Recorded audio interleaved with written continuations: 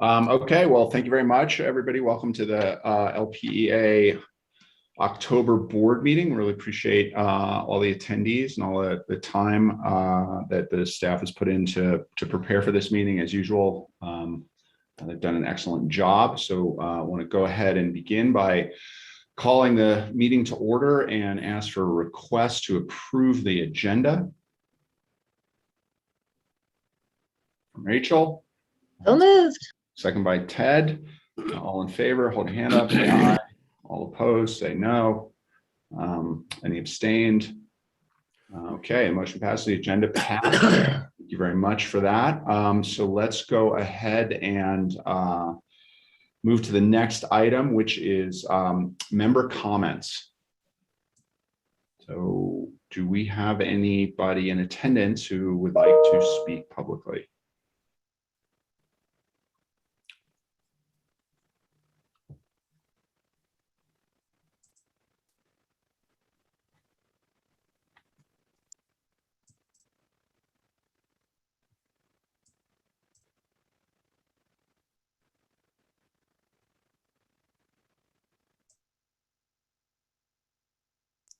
Give everybody another 30 seconds in case we have a couple late arrivers.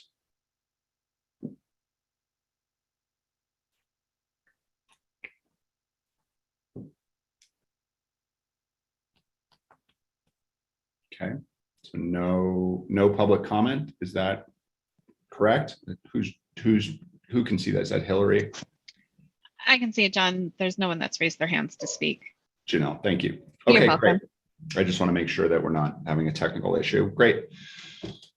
Well, then, absent any last second participants, then we will close member comments and move to the next item, which is item 3, the consent board items.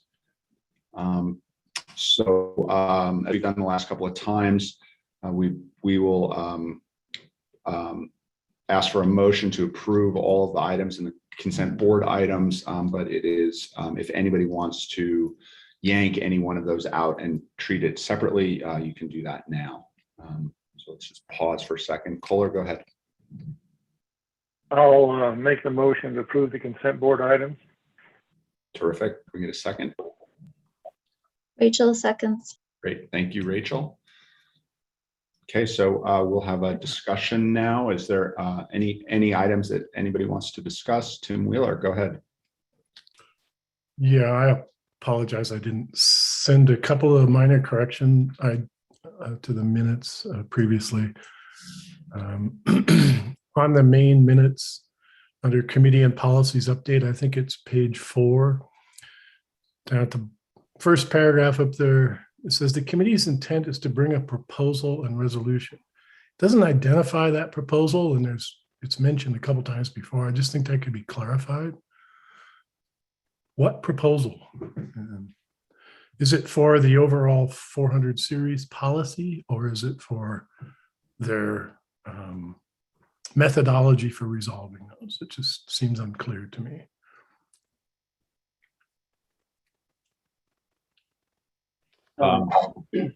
Okay, so go ahead, Ted. Did you have your hand up?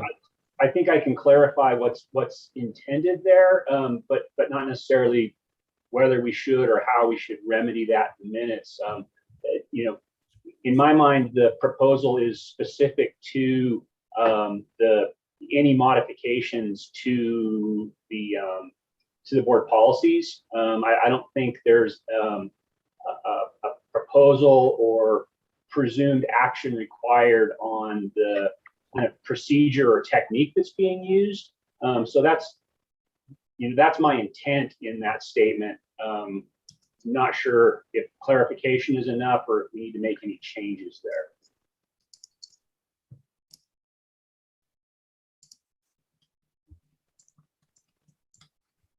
So maybe you could just identify the proposal and a proposal for and resolution for. Okay, so are we just missing the subject? I think, yeah, the 400 series board policies. Perfect. Textual. Okay, That would be helpful. Thank you. terrific. Any other items, Tim? Excuse excuse me, down below that on the same page, Resolution 2021-15, capital credit retirements. I have a motion that says a previous question. And I don't know, is a motion a previous question? I don't know, maybe Graham has to tell us that.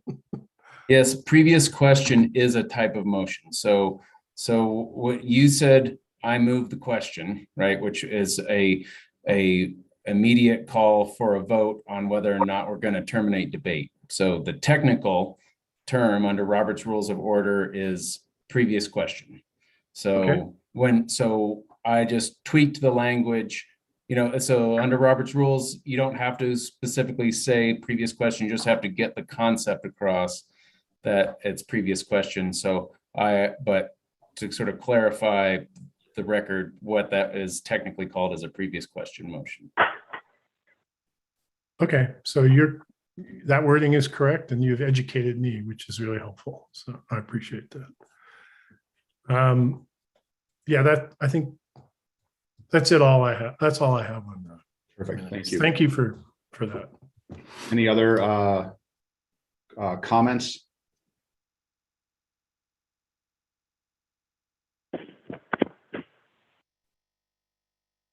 Go ahead, Holly. Great, thank you. This is relatively minor and not worth losing sleep for me, but on the expense report on page 19, I reported it a little bit differently with some of that that's being reported as discretionary as part of my mandatory expenses. I would have had to have gone up to CREA and spent some money on the hotel, and for instance, and I very carefully picked those apart on my expense report. And when I saw that, I went and I looked at my budget, and I still have budget to cover it. So like I said, I'm not going to lose sleep on it. But for instance, next year, I would like to go to that Gettysburg experience, and that would require every single bit of my budget. So, I just am trying to make sure that I'm reporting things accurately to you guys. And I really do appreciate the opportunities to be able to get training, because I love cooperative principle number 5. Thank you. Great. Thank you. Tim. All right. Holly reminded me that a couple of these expense reports that were in the packet don't have names on them. It's not clear who's the director that's actually submitting the report. It's happened on a couple of them. So I just ask, as a fellow director, please put your name in there so we can identify who it is. Thanks. Thank you. Dan, did you have an item you wanted to discuss related to expense reports or call anything out?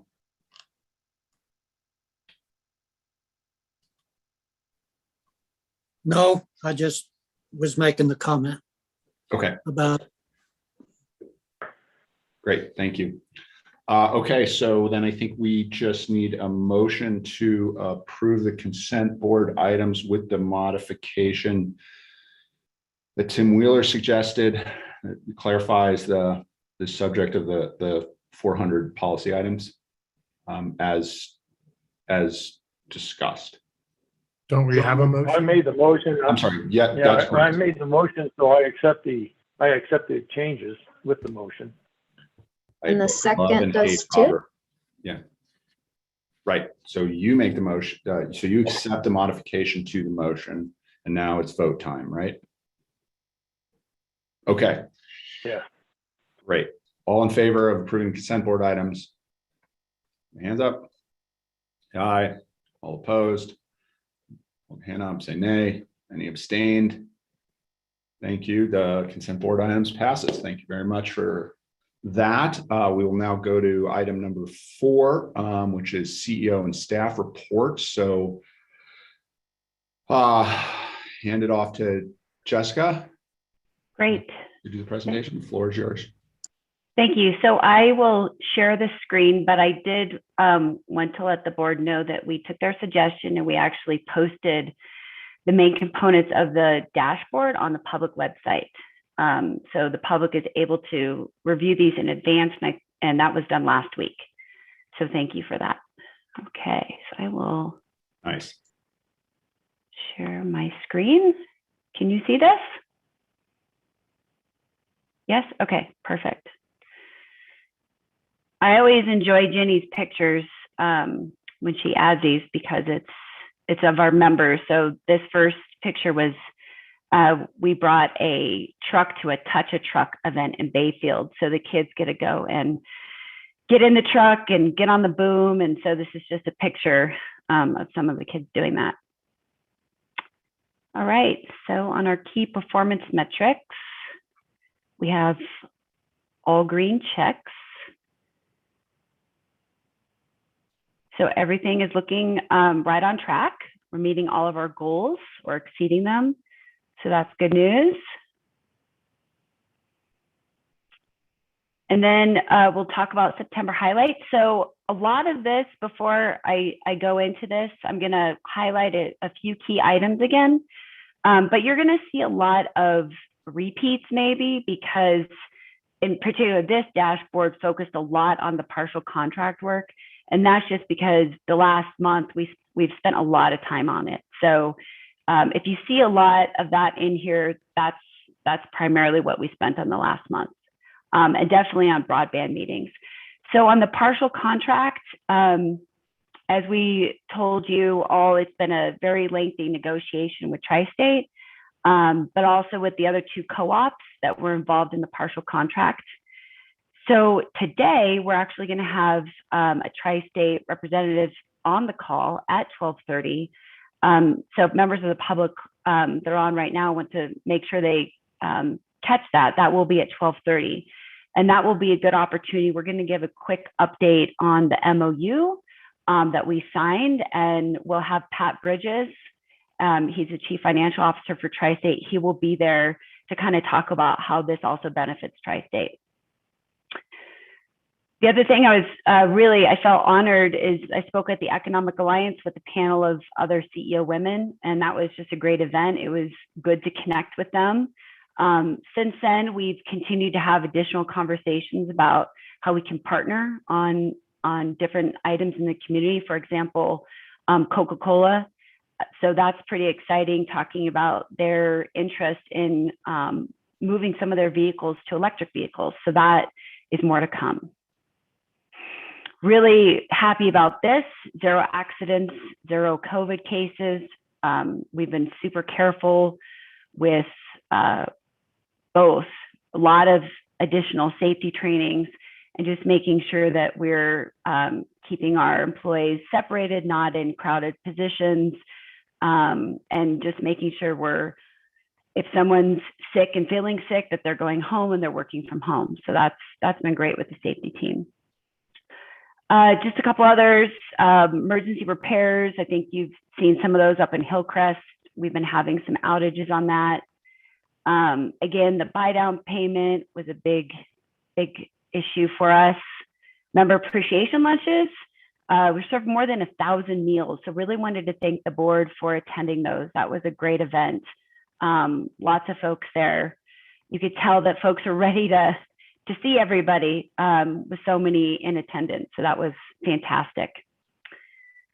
And then on the financials, again, had a new record for delinquent accounts.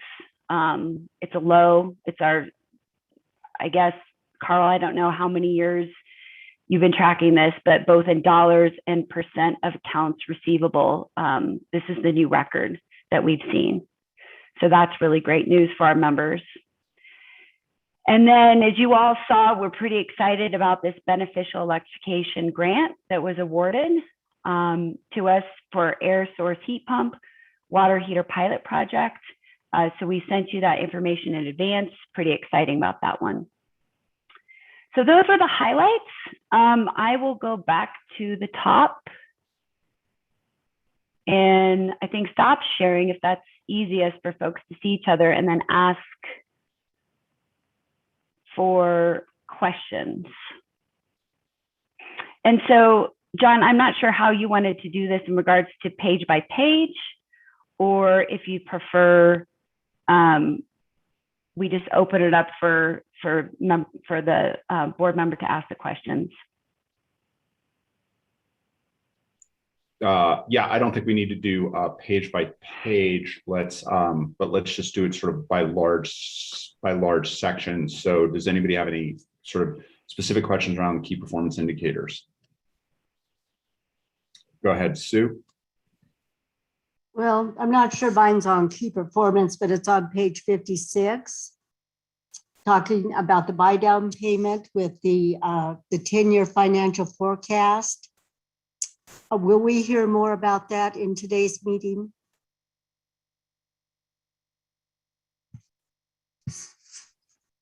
I will ask Carl. We did bring the 10-year financial forecast review to the Finance and Audit Committee meeting. And then we also brought it to the Committee of the Whole. That was part of that discussion that we had. Okay. So we have gone through that forecast pretty extensively in those two venues. Okay, so nothing has changed since the Committee of the Whole? That's correct. Okay, thank you. Yep. Terrific. Thanks. Kohler, go ahead.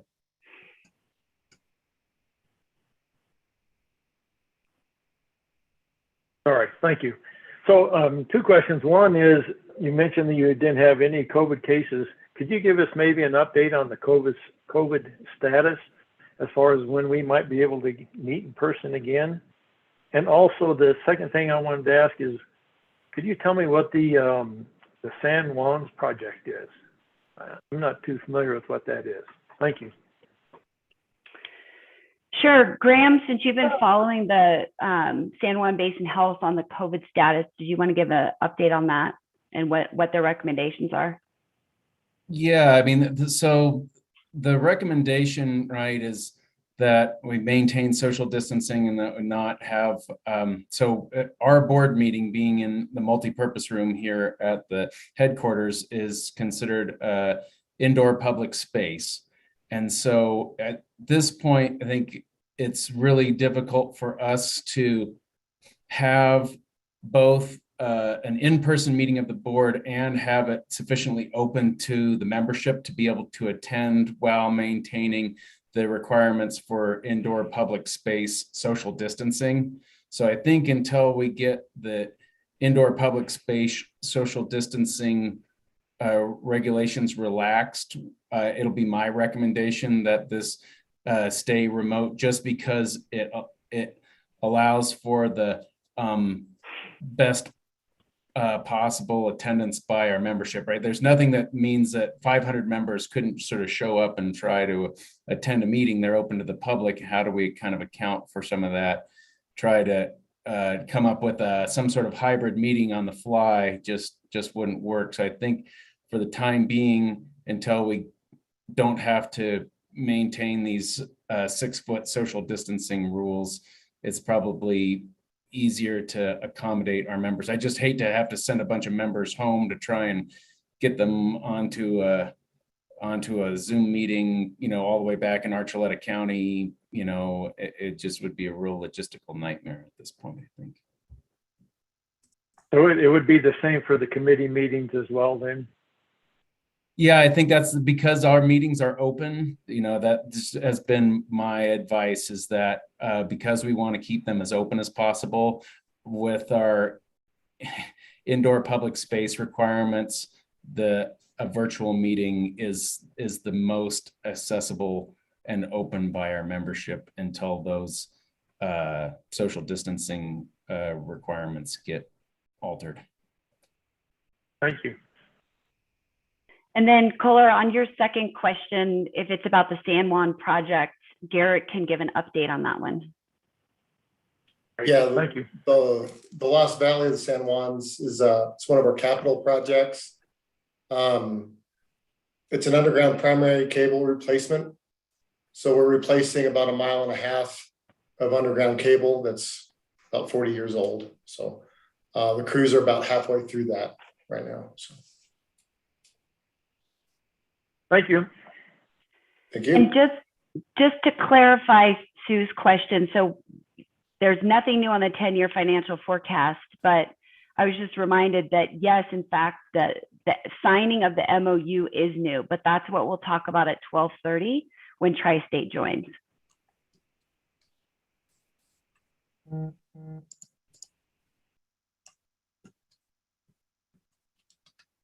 Okay, Tim, go ahead. Thanks, thanks, John. First, I just want to commend the staff around the rebate numbers that are in the report, as well as the benefit or the EV numbers. I know that's a bit of an estimate, but that's really good news in my opinion, and I really like to see those rebates and energy efficiency and beneficial electrification investments. I'm reminded that many years ago, I came to LPEA and asked them to increase that. So it's good to see that progress.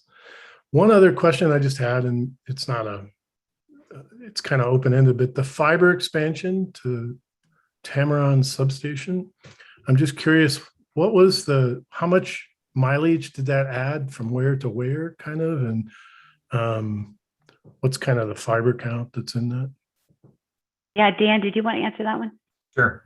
That went from Trimble Springs, where we already had our fiber, up to Tamron on its way to Purgatory. And it's 72 count fiber, ADSS fiber that they're putting on our transmission line. And the length is how, roughly, like 5 miles, 10 miles? 10 miles or so. Yeah, okay. All right, thanks, Dan. Thank you.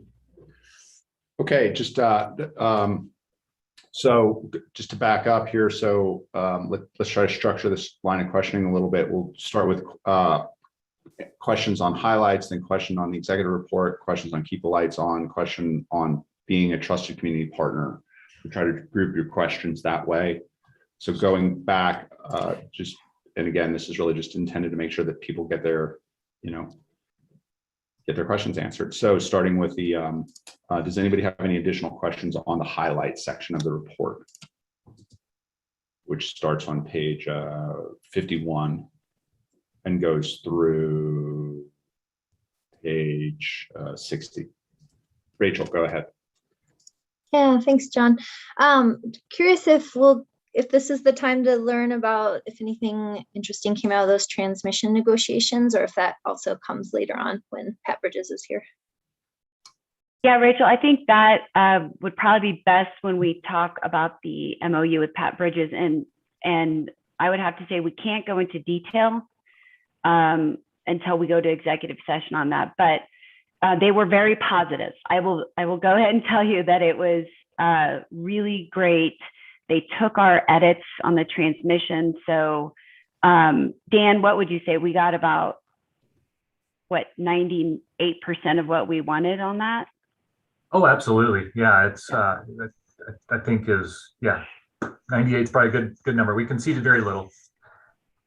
Yeah, so that was great. And when I was in Denver, I'm getting ahead of myself, but when I was in Denver last week with Tri-State, Dwayne and I were able to sit down and sign the document together. So that was pretty exciting.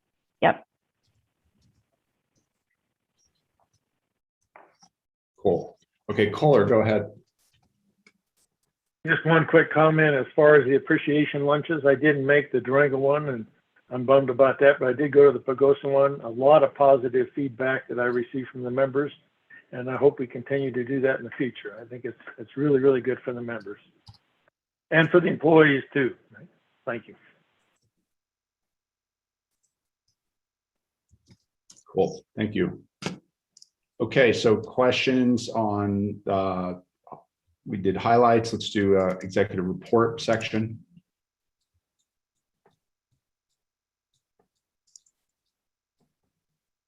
Okay, moving on into the keep the lights on section, which starts on page 62.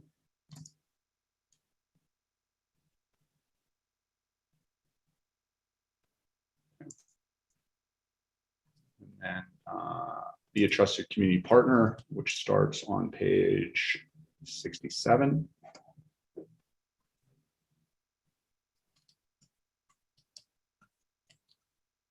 Rachel, go ahead. Thank you. Yeah, I think just exciting to see that all the work that the CSRs are doing around Roundup signups are working really well.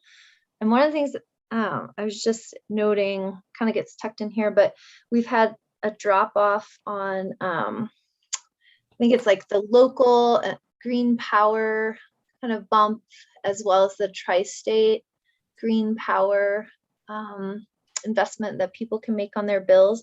And I didn't know, is that something that would also happen when people talk to CSRs? So, you know, if we ever get to a place where we're happy with where we're at with Roundup, maybe we could shift focus and encourage people to go that direction. Or yeah, how are CSRs involved at all with the green power incentives? Yeah, Hillary, did you want to take that one? Yeah, this is a program that we, used to push pretty heavily, and this was before my time. I think Dan was kind of running the program at that time. But just with the changing costs of those green power, RECs, I guess is what it is, Dan. It's not as compelling of a program as it used to be, I guess you could say. So it's not something that we've been actively promoting. We've obviously been focused on what our future power supply looks like, and it's kind of a conversation that we still have to have internally about what the future of that program is going to be. But it's a little bit in limbo right now, which is why we haven't been promoting it. Thanks, that's helpful. And is this a accurate recollection, or maybe can you remind me where the money's generated from that? Yeah, does it directly go to REC buy-offs, or is it pooling in like a local green grants fund? Dan, you want to take that one? Yeah. So there's two green programs. One is about the RECs, where if somebody just wanted to meet requirements for LEED certification, something along those lines, they can purchase RECs. It's sort of a paper trail kind of thing. The other is the voluntary green program, where people actually contribute money to build a renewable project somewhere in our service territory. That fund has been accruing. We had a discussion on this maybe 6 months ago or so, where we talked about whether or not we wanted to open another grant cycle. That's what we've done in the past. There's been some issues with that. And the recommendation at that time was to hold on to these funds at this point and work towards using that on a community solar project once we had a few other things settled out here. Thanks for the reminder on that. Thank you. Tim, go ahead, please.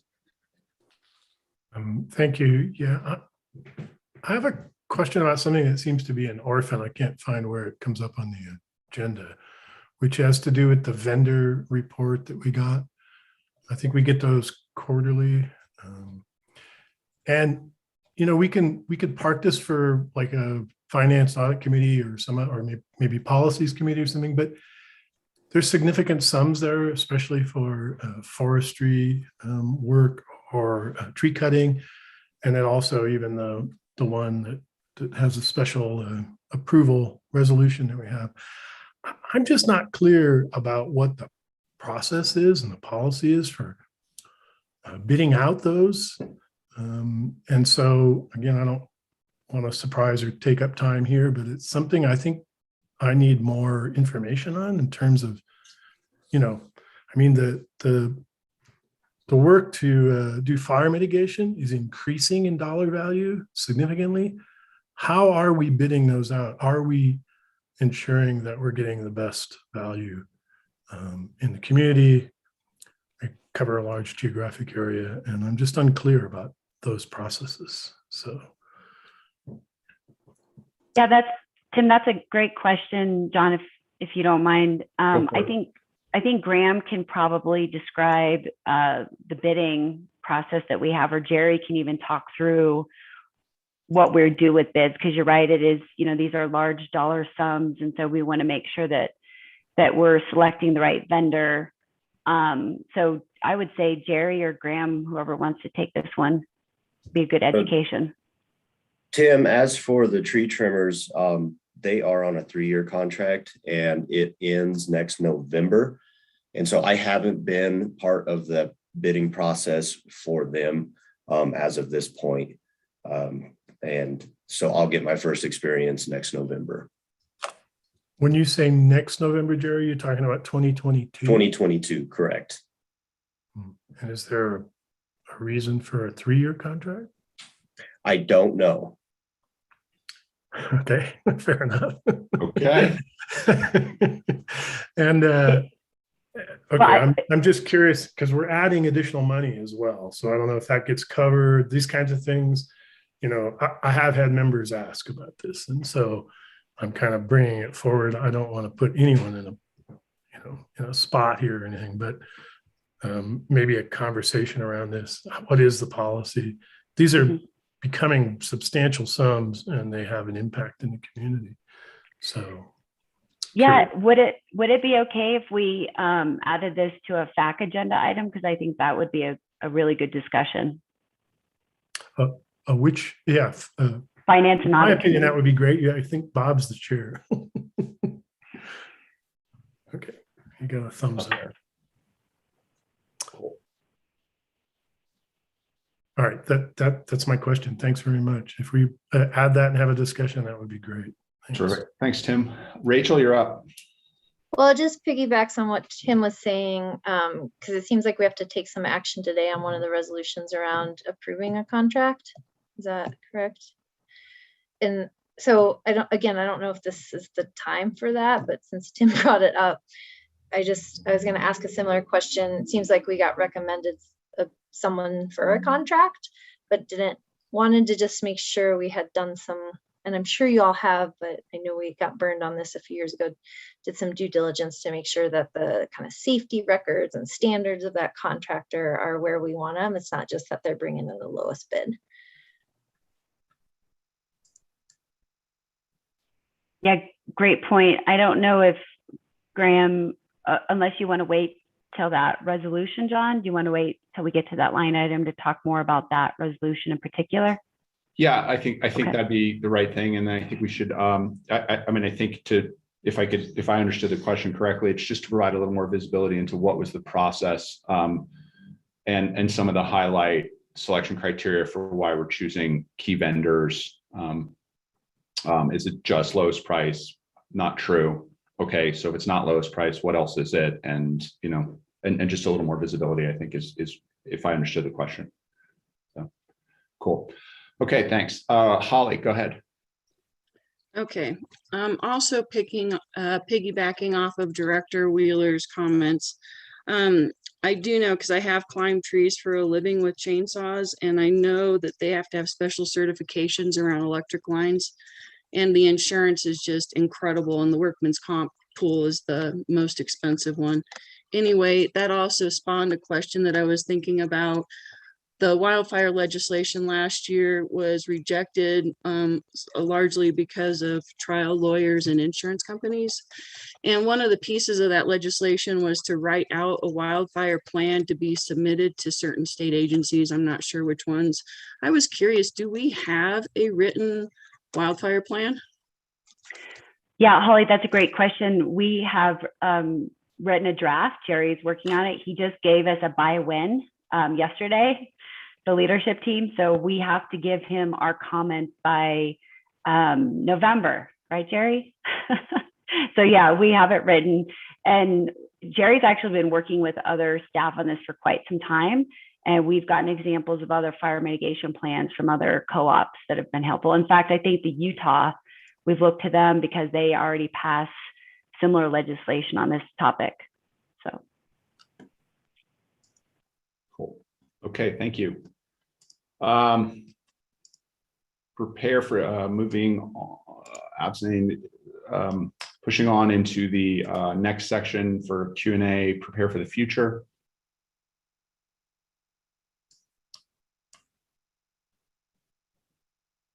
And then the last two pieces are sort of North Star and dashboard definitions, just sort of make sure any last or globally any last questions before we sort of move on to the financials.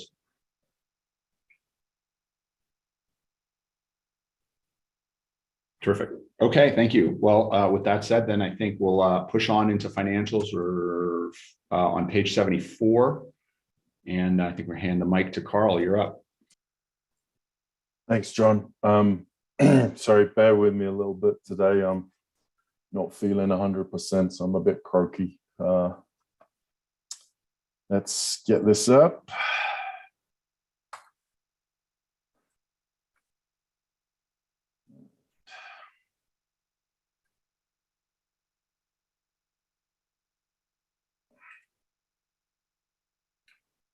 Okay, so September 2021 financials. As you can see, lots of green check marks, so it's good news. In September 2021, year-to-date results obviously meet all of the board's approved financial goals. I would point that equity percentage currently sits around 52.5%. That will reduce the next time you see this, because we're, as we know, retiring $4 million in capital credits. Well, that's happening right now. So checks are going out and bill credits are being applied. So I expect that will reduce to around 50 by the time everything has gone through. Other than that, everything is very comfortable. Cash reserves around 19%. Further to the capital credit retirement, I anticipate in October we will not meet our goal on cash due to the capital credit retirement. It's almost a perfect storm, because October is also when we'll be paying our quarterly debt payment to CFC. It's not that we're not going to have any cash, we just won't be at that 16% mark, although our projection has us recovering and being at 16 by the end of the year, which so nothing to panic about, but that will be I think October will be the lowest we've seen cash for the year, just the combination of capital credit retirements and debt payment in that month. So moving on, this is we only show this at the quarter end. This is how we're doing against budget. We saw, Q1 was something of an outlier in that we were way ahead of budget. We have been ahead of budget in every quarter since. You see in Q3, we kind of budgeted around break even, and we're slightly ahead of that.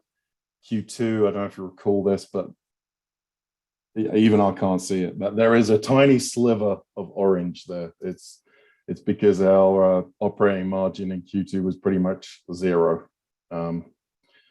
So we are doing very well against budget in terms of operating margins. In Q2 and Q3, that's been mainly driven by the rate reduction. We have found that expenses have been coming in very close to budget. September, we were slightly under, which broke a trend where we were pretty much spot on. Labor was right where it needed to be, but a couple of items that we were anticipating in September moved into October. So October may be slightly over budget for operating expenses. So let's look at some highlights. Some of these are going to be pretty familiar to you. There's a theme develops. We have operating costs significantly below forecast, but that 1.8 million hasn't moved a whole heck of a lot since the beginning of the year. We've been coming in closer to budget.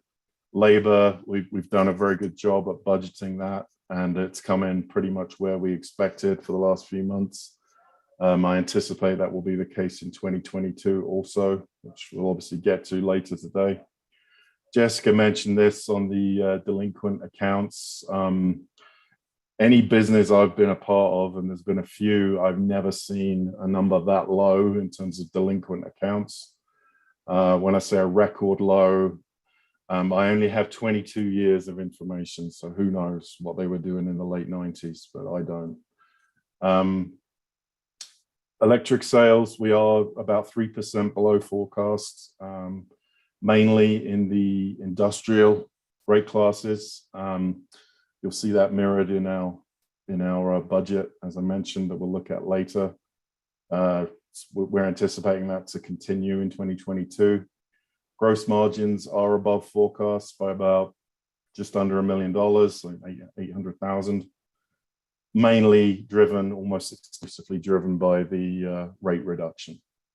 So we are seeing operating margins that are significantly over forecast. We've got that 2.6 million. And it's very easy when you look at these highlights, see where does that come from? You've got 1.8 in costs and 800 in sales. Add them up, 2.6. So that's why we're at where we're at. So there was a quick run through. Thank you for listening. And any questions? And just as a reminder, if people have if you're specifically referencing a slide, since we can't all see your screen, can you just call out the page number if you have specific data that you're thinking about or referencing on any of the slides? Just say what slide number you're looking at when your questions come up, both on this presentation and in general, please. Thanks. So questions for Carl? Go ahead, Tim. Thank you. You're on mute. Tim, you're on mute. Tim, you're on mute. Sorry. Take it from the top, please. All right. Sorry about that. That's probably the most, that was a gift I gave you. You didn't have to hear me talking. So, I hope you feel better, Carl, soon. Thanks, Tim. Sorry to hear you feeling poorly. On the statement of operations, I noticed distribution expense maintenance is kind of well below budget. And I'm curious if that's because of capitalized labor mostly, or is there something else going on? That's Tim, part of it. Hang on a second. Tim, what page were you looking at? Statement of operations, page 40, I believe, 171. Thank you. Sorry for about that. 44. Yeah, that's certainly part of it, Tim. We did capitalize more than we budgeted in September. The actual dollars were pretty much spot on, as we mentioned in the highlights. There were a couple of invoices, one on tree trimming that we got late, so that was another factor. And I think that those are the two key elements there. So that's why I think October, you'll see that kind of reversed. Okay, thanks. Terrific. Thank you, Tim. Other questions for Carl? Kohler, go ahead, please.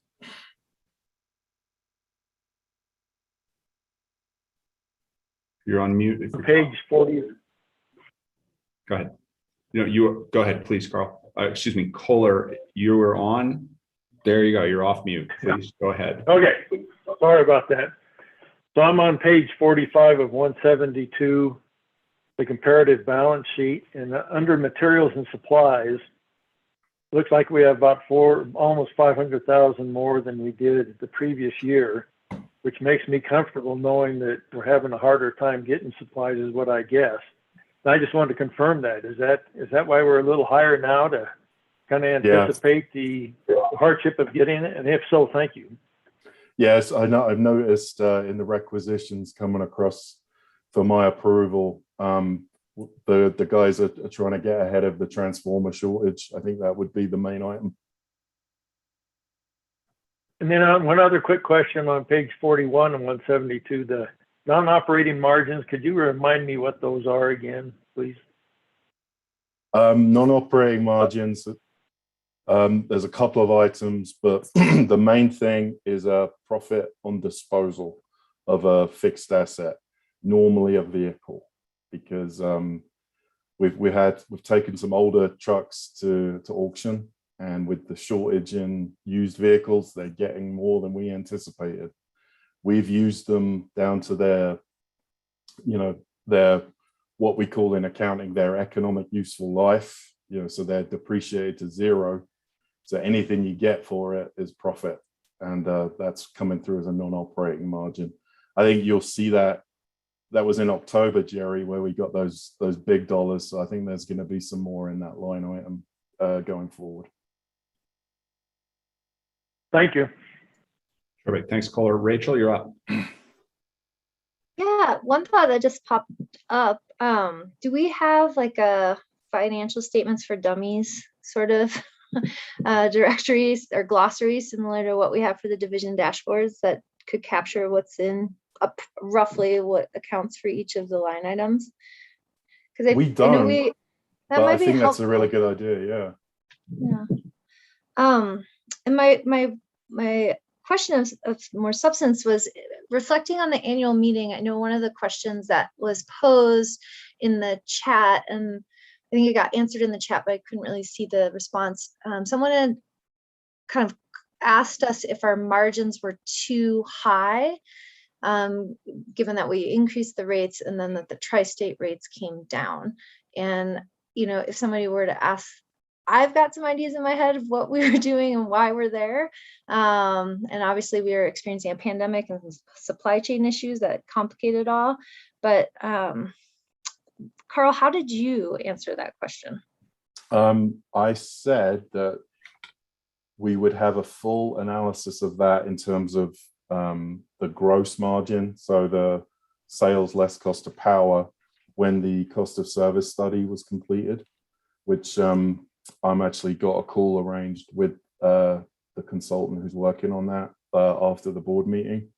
So I think we'll have a more complete answer on what are our rates like and what do they compare to how they need to be to recover our costs. So that will give us a really detailed answer. I think, you know, when we budgeted, we didn't expect that Tri-State will reduce their rate. So that kind of caught us. And we also, you know, we reduced costs significantly, especially at the beginning of the year. But I know we have scheduled, I know Kirsten asked some very similar questions by email, and we've scheduled to go through that at the next Finance and Audit Committee in about, when will that be? About 2 weeks' time. Awesome, thank you. Thanks, Rachel. Perfect, thanks. Kirsten, you're up. Thank you. So looking at the non-operating margins again, I'm on page 45 of 72. I understand that number. That's not a big number in the scheme of things. Can you tell me where, Carl, we are on our 85%, 15% operating versus, as far as in order to maintain our not having to pay federal income tax, we have to make sure that 85% of our income comes from our selling electricity, basically. So this selling our truck, of course, is in that other category. Line attachment pole fees that we are in that non-selling electricity category. Can you tell me where we are on that 85-15? Yeah, we're well over 95 at the moment, but it's definitely something you need to keep your eye on, you know, in case you get some sort of windfall. So we are comfortable at the moment, but I appreciate the reminder. It's always something to have a look at. Perfect, thank you. And Kirsten, your mic is a little faint. If you want to play with it on your next time you're up, we can hear you, but it's you're faint. Sue, go ahead. Thank you. Carl, you mentioned the cost of service study, and from what you said, I think you may be presenting that at the next back meeting. Will the whole board also be able to review that at the next meeting? I think the schedule for that being presented may be January, Jessica, am I correct there? I believe so. We're trying to just make sure we have enough time for the board to be able to have bigger discussions about the partial contract and the direction the board would like us to go, probably in December, and have enough time to discuss that. So I believe the cost of service study, once it's done, we'll review it and then bring it to the board in January. Okay, thank you. I was confused because I thought Carl was saying that the FAC would have it next month. No, the next FAC, we're going to be looking at the rest of the budget and also answering some of Kirsten's questions that Rachel also brought up on, you know, what do we do with this margin that's in excess of what we budgeted.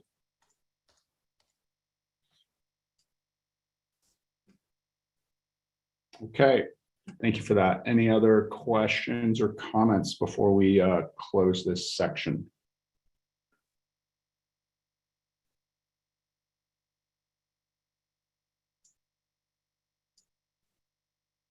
Okay, excellent. Well, thank you. Did somebody say something? No.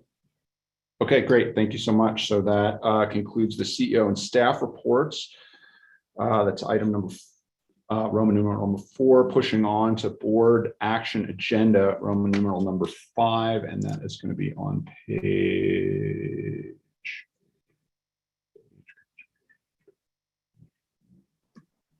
Starting on page 79 of your packet. Who is driving this section? Hillary, it looks like. Yes. You're up. Great. So if you'll remember last board meeting, Graham and I brought the proposed schedule for the 2022 director elections to your attention. Just wanted you to see that, ask any questions about it. Well, this month is the month that we actually need to vote. We need a motion to approve this election schedule so that we can get this noticed on our website within the required timelines. I do want to stress that at this point, we are not setting the format for the annual meeting. That will be coming later. We'll have a broader discussion around that, but we do need to set the date so that we can properly notice, we can start contracting with Tiffany and getting our ducks in a row for the election season next year. So it's the exact same document that was shared with you last year or last month. We just need a motion today to approve. So moved. It's Tim Wheeler. I'll move to approve that timeline proposal. I'll second that. Okay. So discussion, comments.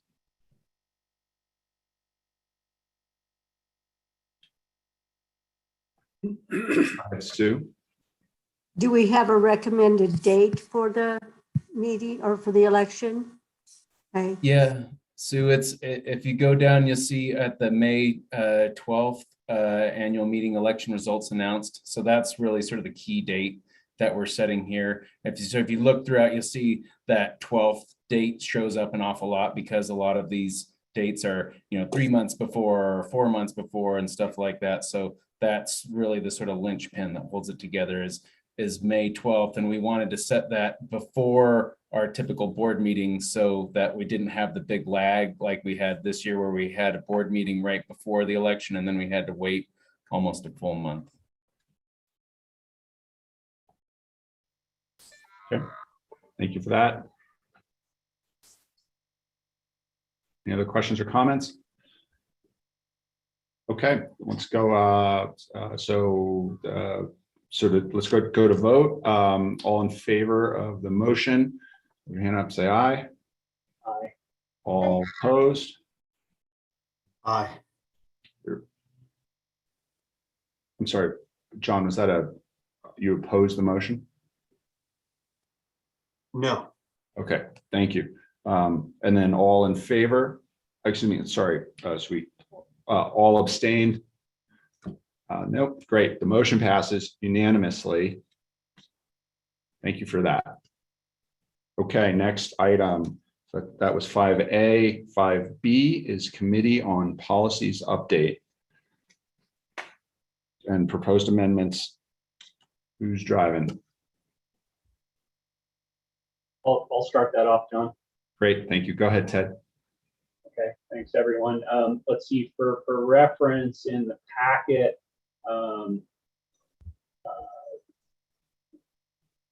page 80. 80. Yeah, 80 of 172. And I'm just going to start off with the real brief. Where are we at? How did we get here? Just to remind everybody. And I know we don't have a lot of time for discussion, so I'll keep this part really short. But September 2nd was the first COP meeting with the newly appointed participants in the Committee on Policies, and that's where we discussed kicking off this new process that we're trying to use and really trying to accomplish a thorough review of all of LPEA policies. So pretty big endeavor that we're attempting. Right after that, on September 7th, the committee sent out an email to the full board with draft recommendations on modifications to the 400 series policies. Initially, we thought we would attempt 400s and 300s, and we agreed in the committee that that was probably too aggressive. We should just get things kicked off with the 400 series. At that time, in that email, we also had an invitation to the full board to start submitting comments on those recommendations, and we set a deadline for September 24th. We had a regular full board meeting on the 15th, during which time Graham and myself sort of verbally introduced or reiterated what we said in email, and that really kind of actually kicked off the process. We didn't get, I don't think, any comments between that September 7th email and the September 15th board meeting, and it's completely understandable. I mean, this is like a new process, and so I think there's some everyone understanding what's expected, kind of required, and getting up to speed. But after the presentation at the September 15th board meeting, we really did start getting good feedback and comments. Yeah, so actually like 3 out of the 4 sort of meaningful direct comments on the content came that very same day. So thanks for jumping on that. One concern that was addressed in that September 15th meeting that I want to point out and say how we remedy was a concern about transparency of the process. With a lot of the discussion and recommendation and modifications happening sort of at the committee level, there was a concern raised in that board meeting about, how are we making sure that this information is available to everyone, not only board members, but the public if they want to be, abreast of it or updated on it. Great comment. We took that to heart. And so I would say that in our next meeting, which was October the 4th, so we actually collected all comments received, both from the edits on the Google Docs and any email or even verbal conversations that were had.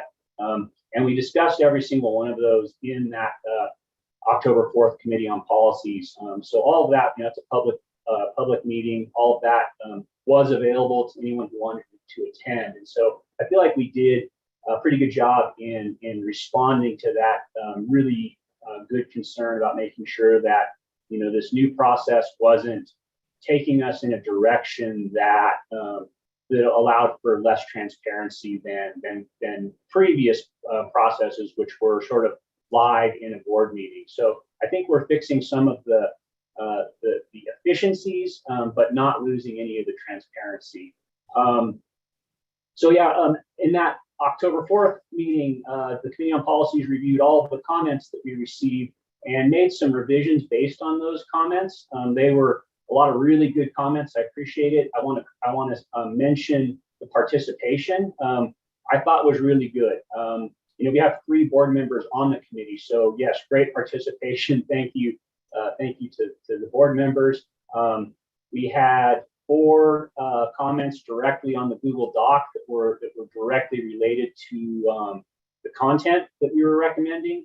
And then we had, I'm looking at it here, 4 comments that weren't directly related to the content, but were related to the process, all of which were positive. We like where this is going. We hope it works.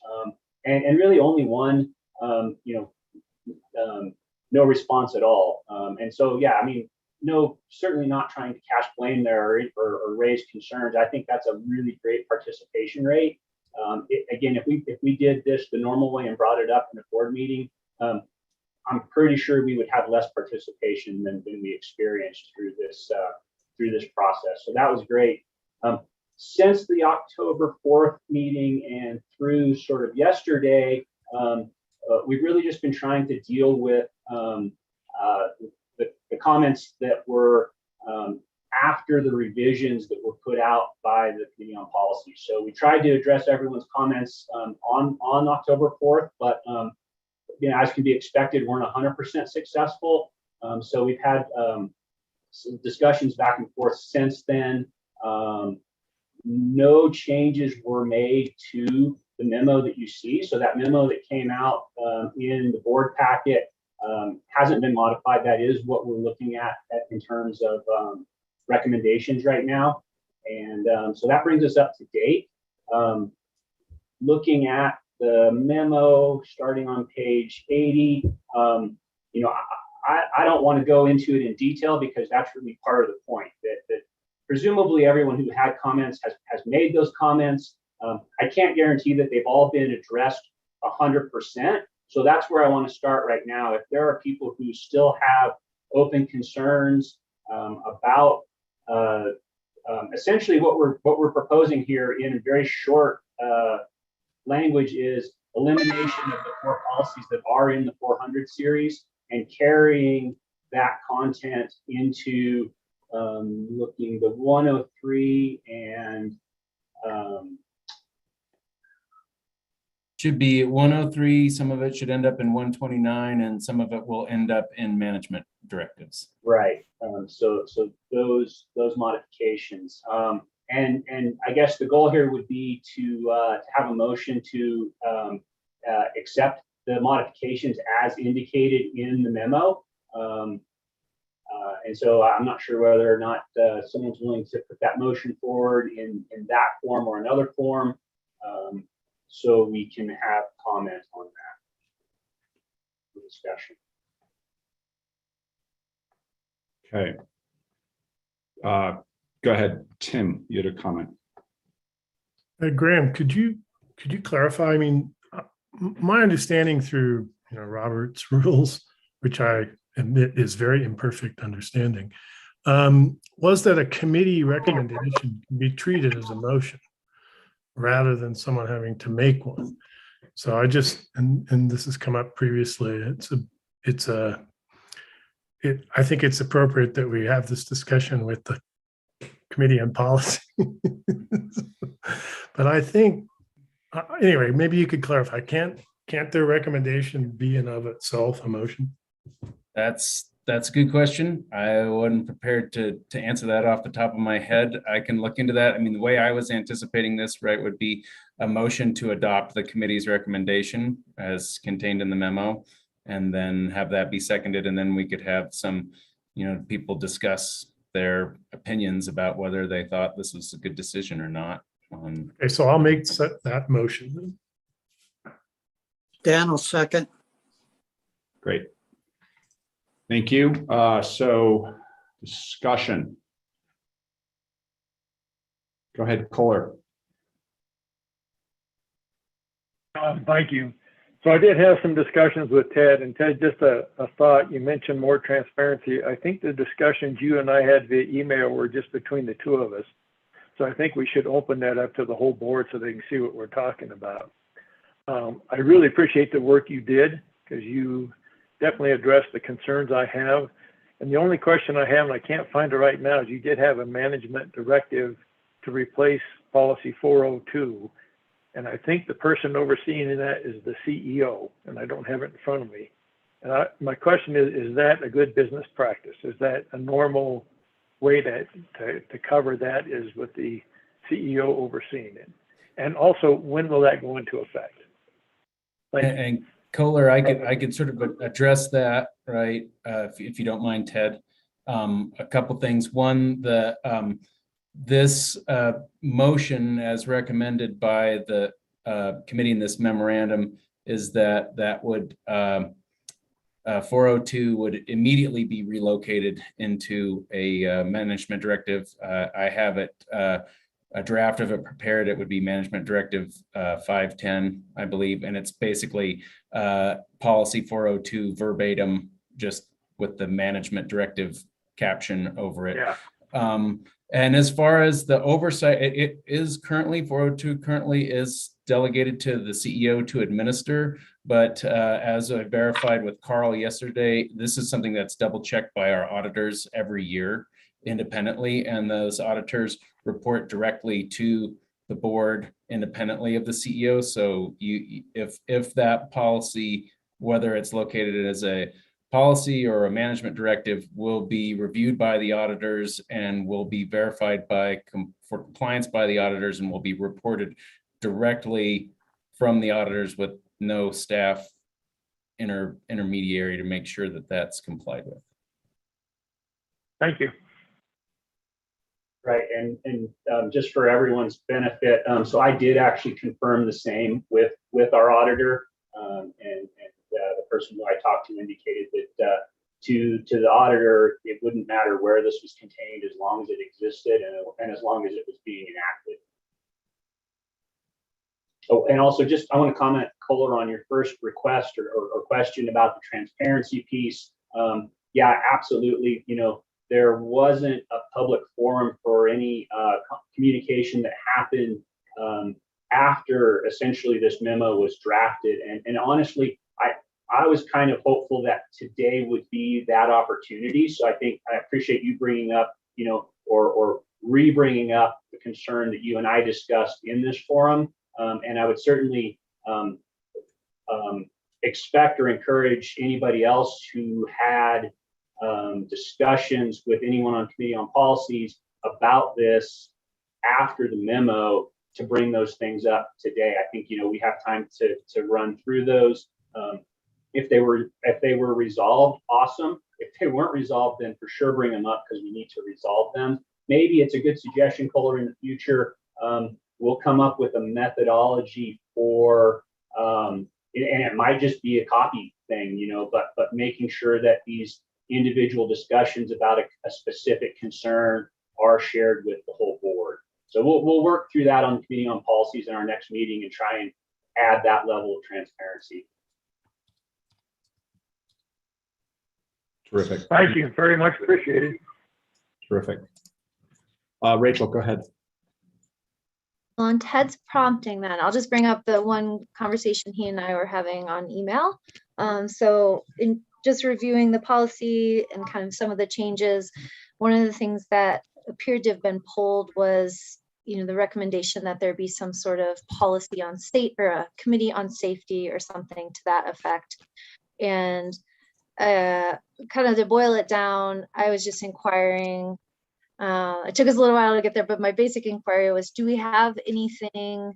Is it important to have something? And if so, do we have anything that kind of builds a system and ensures that safety gets built out through the company and is not just in the hands of the CEO and the board? Because, you know, obviously we've got great CEO doing great things, but perhaps you get someone that doesn't think about sharing out. And the result of that is it's embedded in all kinds of places, and so didn't feel it needed to be in the policy. Is that correct? A correct summation, Ted? And if I could maybe add a little more detail to that, some of the language that was clipped out of 414.2C is basically taken verbatim out of our union contract specifically. So that is where it is precisely located. It was just 414.2C was just restating the union contract. That's where it is. And just one more thing on Rachel's comment. You know, one of the places that I think we already do a good job of not having everything, maybe I'll get the terms wrong, but top down is our code of excellence, you know, that was built sort of bottom up, and it addresses safety culture. And so I think, you know, we don't always have to do everything from a board policy or a mandate. You know, certainly our organization can and should, you know, as Rachel suggests, you know, develop these things from the staff level, from the bottom up, and they're probably more impactful, if less enforceable, from that direction.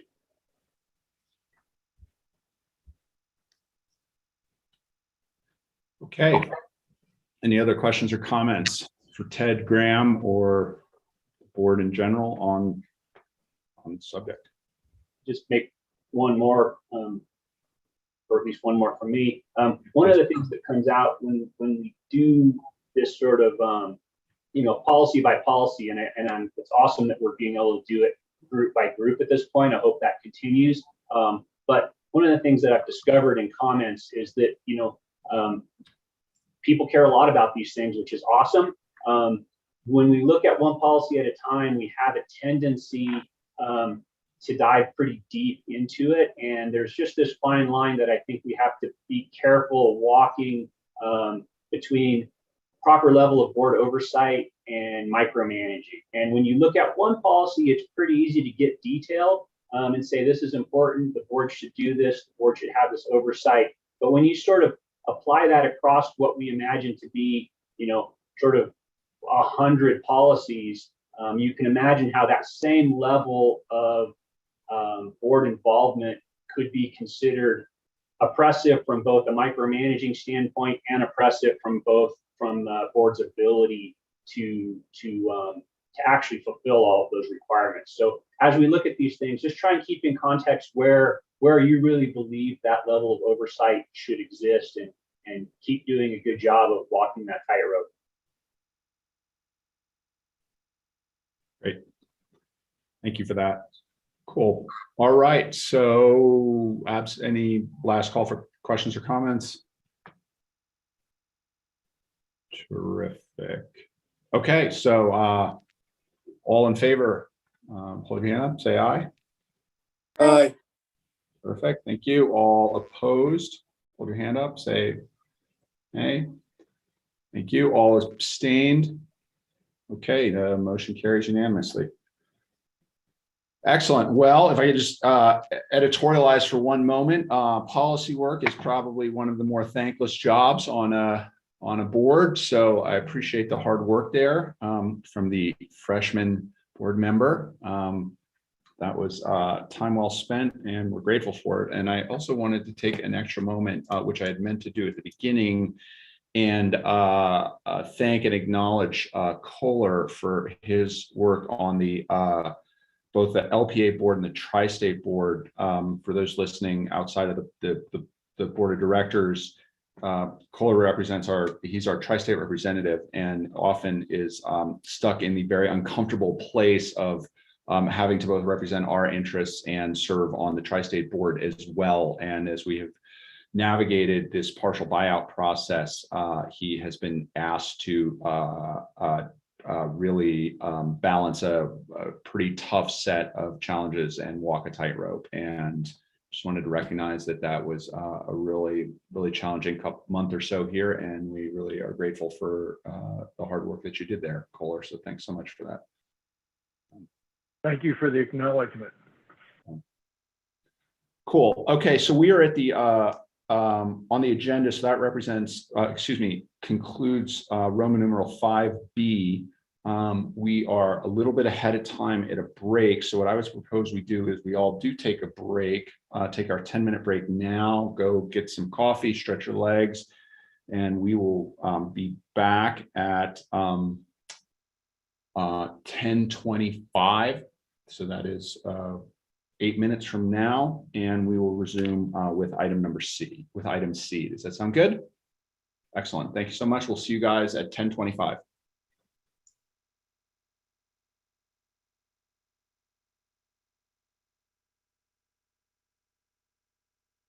Thank you, and welcome back. We are going to go ahead and continue on. So we are on Roman numeral number 5, letter C, the Finance and Audit Committee update. Can I'll chime in there since I'm the chair of that committee. I had to miss the September meeting. Tim was gracious enough to chair the meeting and wrote this report, so I'll defer to him to give a summary of that. If that's okay, Tim. Appreciate it. I caught that ball there from you. Yeah. Not too much spit on it. Yeah, very good.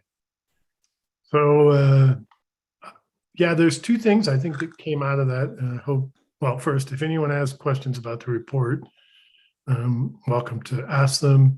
There were 2 recommendations that came out. That in my recollection, one is about the budgeted income statement, which was presented here and which is in, I believe, the packet, the board packet. And I think, Carl, you were going to walk us through that. And the FAC recommends that we adopt this budgeted income statement as presented today as part of the budgetary process. And then we'll look at the capital plans in November. And these are 2 components of approving the overall budget. There's another recommendation about the Innovative Project Fund. We could maybe take that after discussing and looking at the budgeted income statement, and then Graham could help us with that second recommendation. Does that sound okay to everyone? Carl, you okay with if you need any help, let me know. Good, thank you, Tim.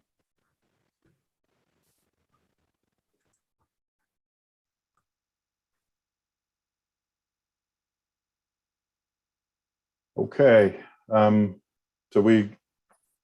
as Tim mentioned, we went through the budgeted income statement at the Finance and Audit Committee. I hope you had a chance to have a look at this. I shared it with the full board last week. We did add the latest projection from 2021 being the 9 months of actuals that we have, plus 3 months of budget for 2021. As we mentioned at the Finance and Audit Committee, we felt that the 2021 budget gave us our best comparison in terms of expenses, because we have been very close to budgeted expenses for the last few months. We were significantly under at the beginning of the year.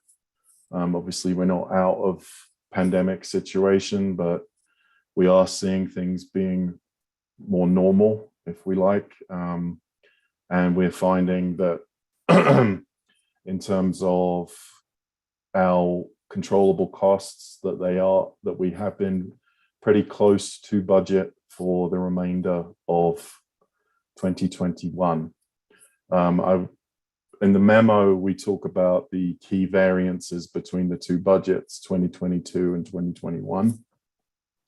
I'll mention that in terms of the key differences between 2022 budget and 2021 actuals, we did have a sizable budget for consultants, professional, legal fees relating to the 3-pronged strategy and what we do in that world.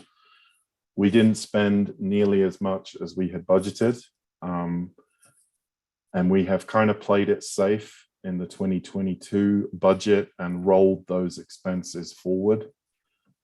We don't know exactly. We want to capture anything that may come up between now and 2023 relating to the 3-pronged strategy, whether that's legal, professional, or work with Dan's group related to more power supply, transmission issues, that kind of work. So I don't believe in sandbagging a budget and putting in expenses that aren't happening.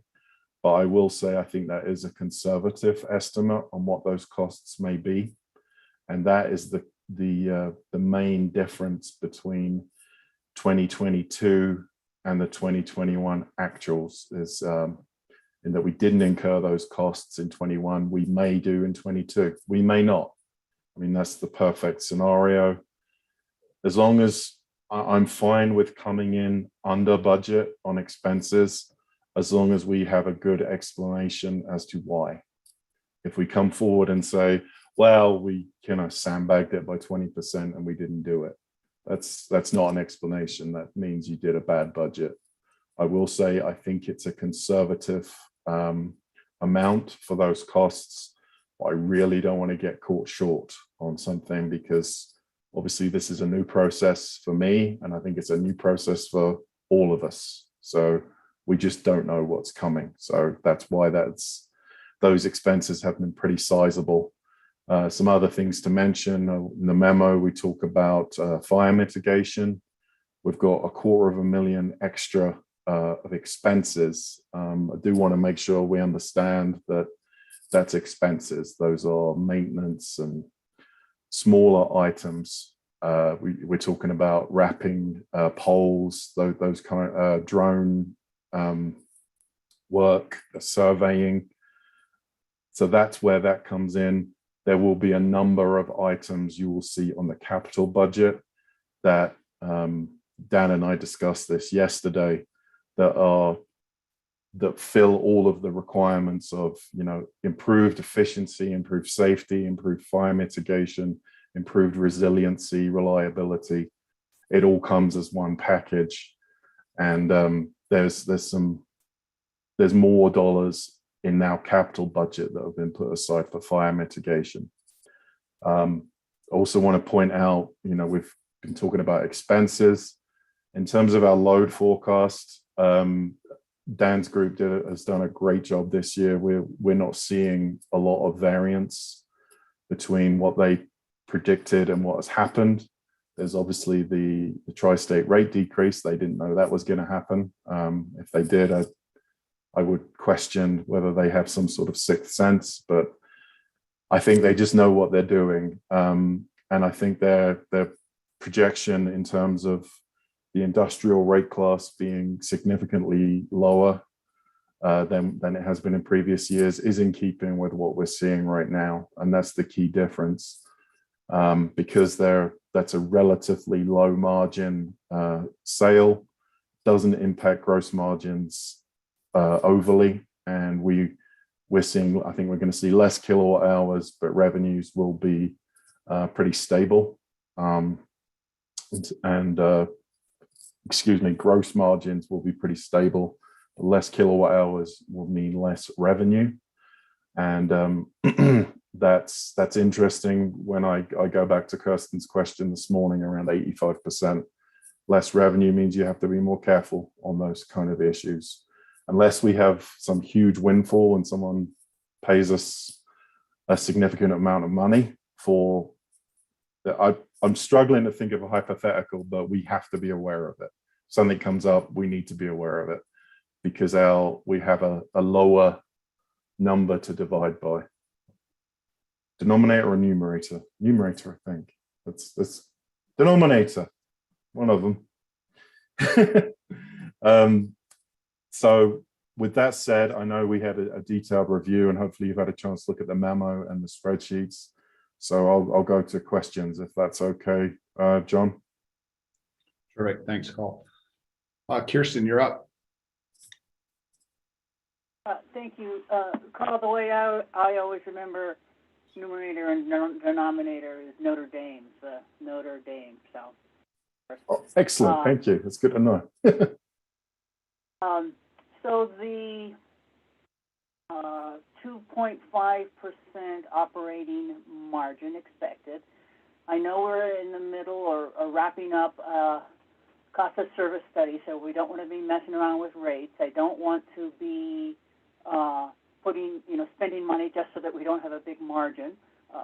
I know that we're going to address this in the SAC, and it's one of the things that Rachel brought up is, what do we do when we're making too much money, or are we? And looking at that, and is it a bill credit? What can we do? So I want to just raise that here as we look at this 2022 budgeted income statement. It's good. I think the information looks sound, and we just need to figure out, are we doing too well, and do we need to get more back to our members who are making this happen for us? So that wasn't a question. Okay, yeah, I mean, this is obviously something we'll discuss in a couple of weeks, but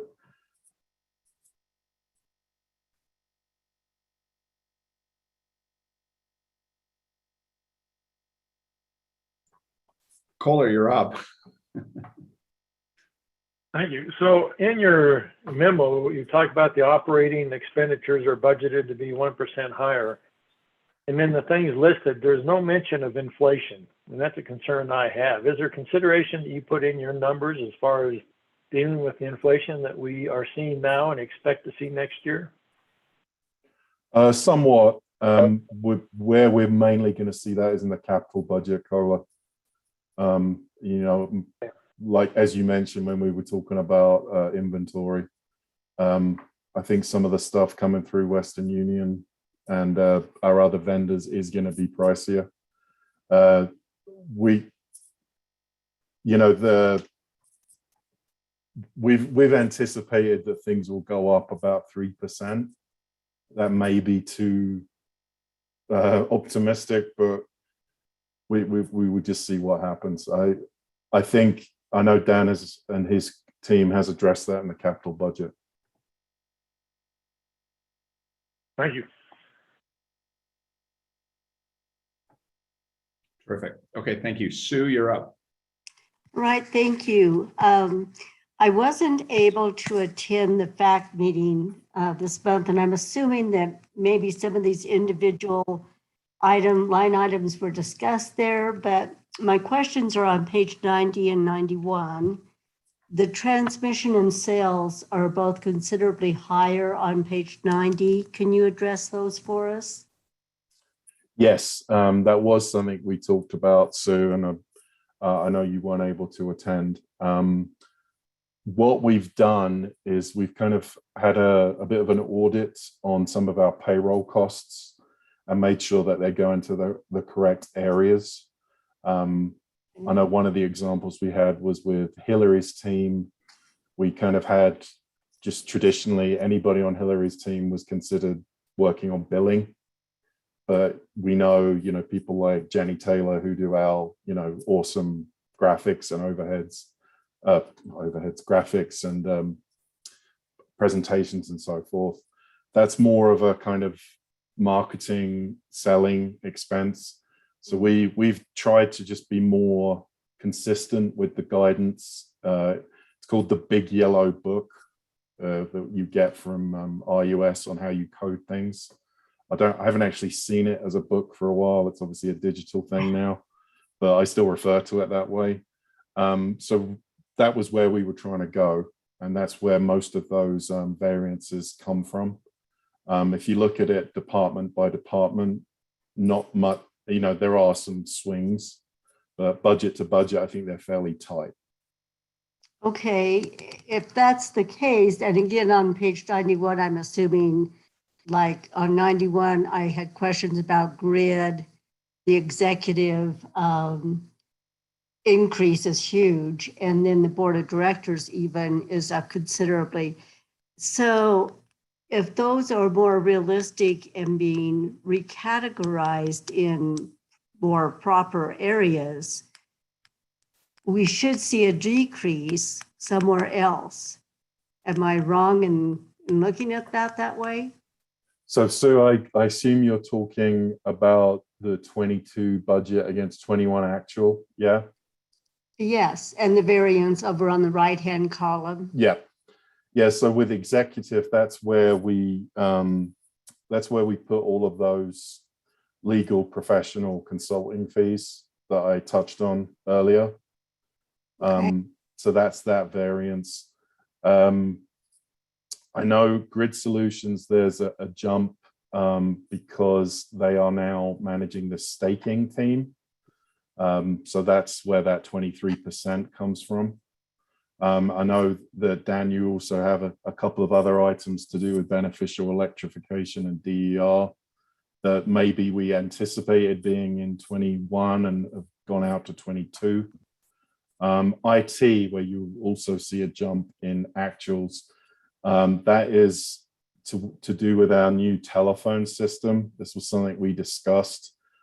We thought that we would be looking at that as a capital item, but it really isn't. It's unfortunately, it's one of those occasions where we're changing our system, but we're not doing it to save money. We're doing it because we have to, because our technology for our phone system is incredibly outdated. We're going to a more resilient cloud-based program. And unfortunately, that costs some significant money. The 178 jump you see in that for year on year. Some of that will only be in 22, but a lot of it will continue year on year just because we have to upgrade that system. Were there any other of those, Sue, that you were looking at? Well, it partially makes sense if you're recategorizing employees, but you know, like Hillary's team, I'm thinking that's probably part of either communications or people and culture. So if we're shifting people into different categories, we should be seeing a decrease in some of the other categories. And I'm not seeing that anywhere. I'm seeing only increases with the exception of consumer account expense. I mean, that's a 1% increase, which is really nominal or minimal, but the rest I'm seeing nothing but increases. So I guess I'm still a little concerned that we are increasing a lot of these expenses for salary and staff, and yet our income level isn't matching our sales, so to speak, aren't matching that increase. So that is concerning to me. So in terms of salaries, we're looking at a 3% increase. We have a new union contract that we're negotiating right now. Will come into effect in May. I don't know exactly what that will look like, but 3% is probably a decent estimate. Where you'll see in terms of operations and maintenance expense, that total where you've got 23.7 million for the 2022 budget, that variance of 1.8 million compared to where we're projecting 21 to land, that all comes from where we were just not spending that money at the beginning of 2021, which is why I like to think that originally when we presented this, we only looked at the comparison to the 2021 budget, because that's the level we've been at for the last 6 or 7 months. So the 1.8 million you would have seen in the, excuse me, in our financial highlights when we were going through September, that's our savings that we've made compared to budget in 21 that we don't anticipate being repeated in 22 because we're at the condition which we've been at for the last few months. So the increase, if you look compared to what we're doing in the last 2 or 3 months, that increase you'll see of budget over budget of 1%, I think that is valid. And that's really where I think that would be a good place to focus, because we do have some ups and downs in terms of 2021 that won't be repeated in 2022. Carl, just to interject as the chair on that, acting chair for that, it's important to note that what we discussed was budget to budget comparison. That was what Carl presented at the FAC. So that very last column, variance between 2022 and 2021 year-end projection, that was not discussed at the FAC. That was something we asked to be added in this presentation so that we could just see what that actual was.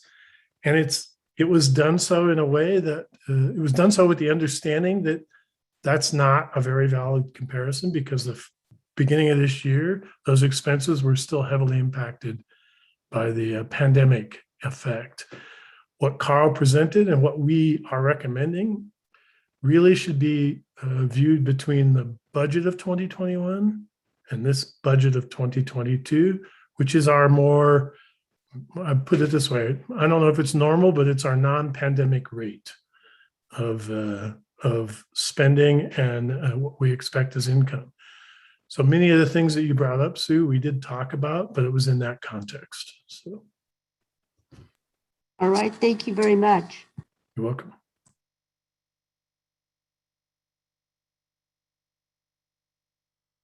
Okay, thank you. Kirsten, you're up. Yes, sir. Thank you.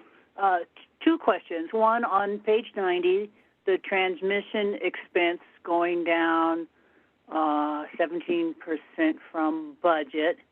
And just a quick explanation, please. I forgot the answer. Yeah, that's one of those with salaries being staff costs being pushed to the correct line item.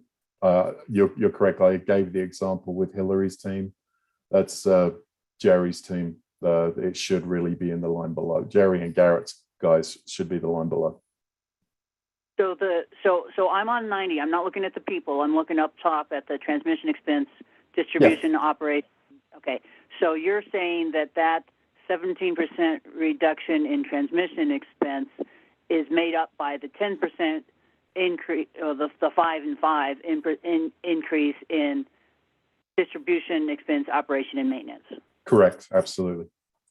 Okay, super. And then my other question, and I'm sorry, I think you said this one before too. There's a negative. Where'd it go? Negative. There, the special equipment, which is a negative budget item. Yeah. So this might be a good one, in conjunction with what Rachel was talking about on having how does all this work? Cheat sheet on all of these line items. It's really a piece of accounting in that items like transformers, reclosers are regarded as special equipment.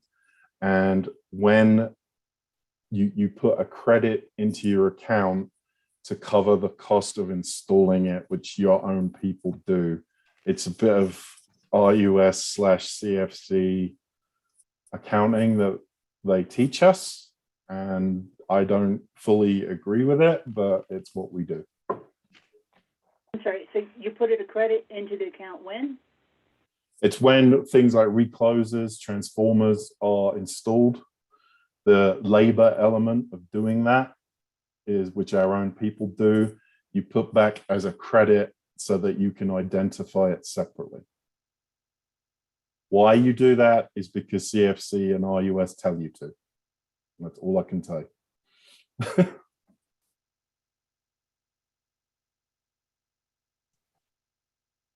Okay, terrific. Any other questions for the Finance and Audit Committee update or for Carl before we push on to the resolution in this policy matter, but covering out the budget income statement presentation?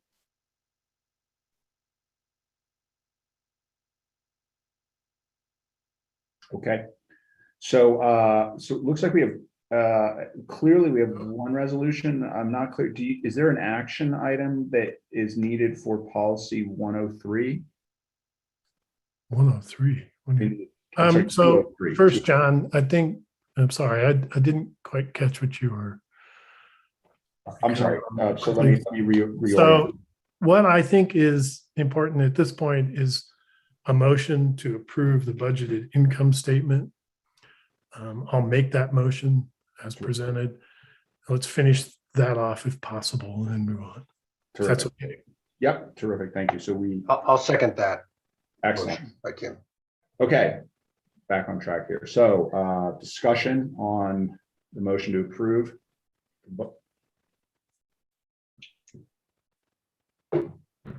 Okay, all in favor? Oh, nope, hang on a second. Kohler, go ahead. Could you repeat the motion? I'm sorry, I didn't quite catch it. I make a motion to approve the budgeted income statement as presented.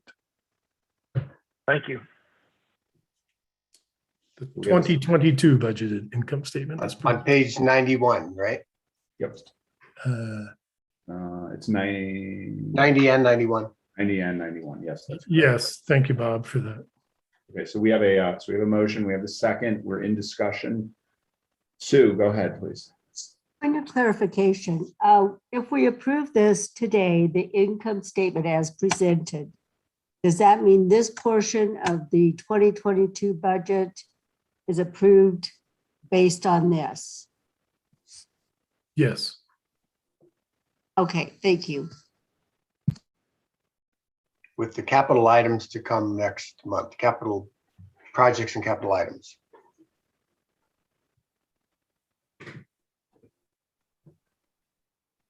Okay, any other questions or comments on this motion? Dan Huntington, go ahead, please. Yeah, I have a question. Is there anything built in to cover our discussion later today? Considering yes, wage increase or whatnot? Yes. Carl, do you want to maybe respond to that? I think there is. I'd just say yes. I don't think I'll go further than that. Okay.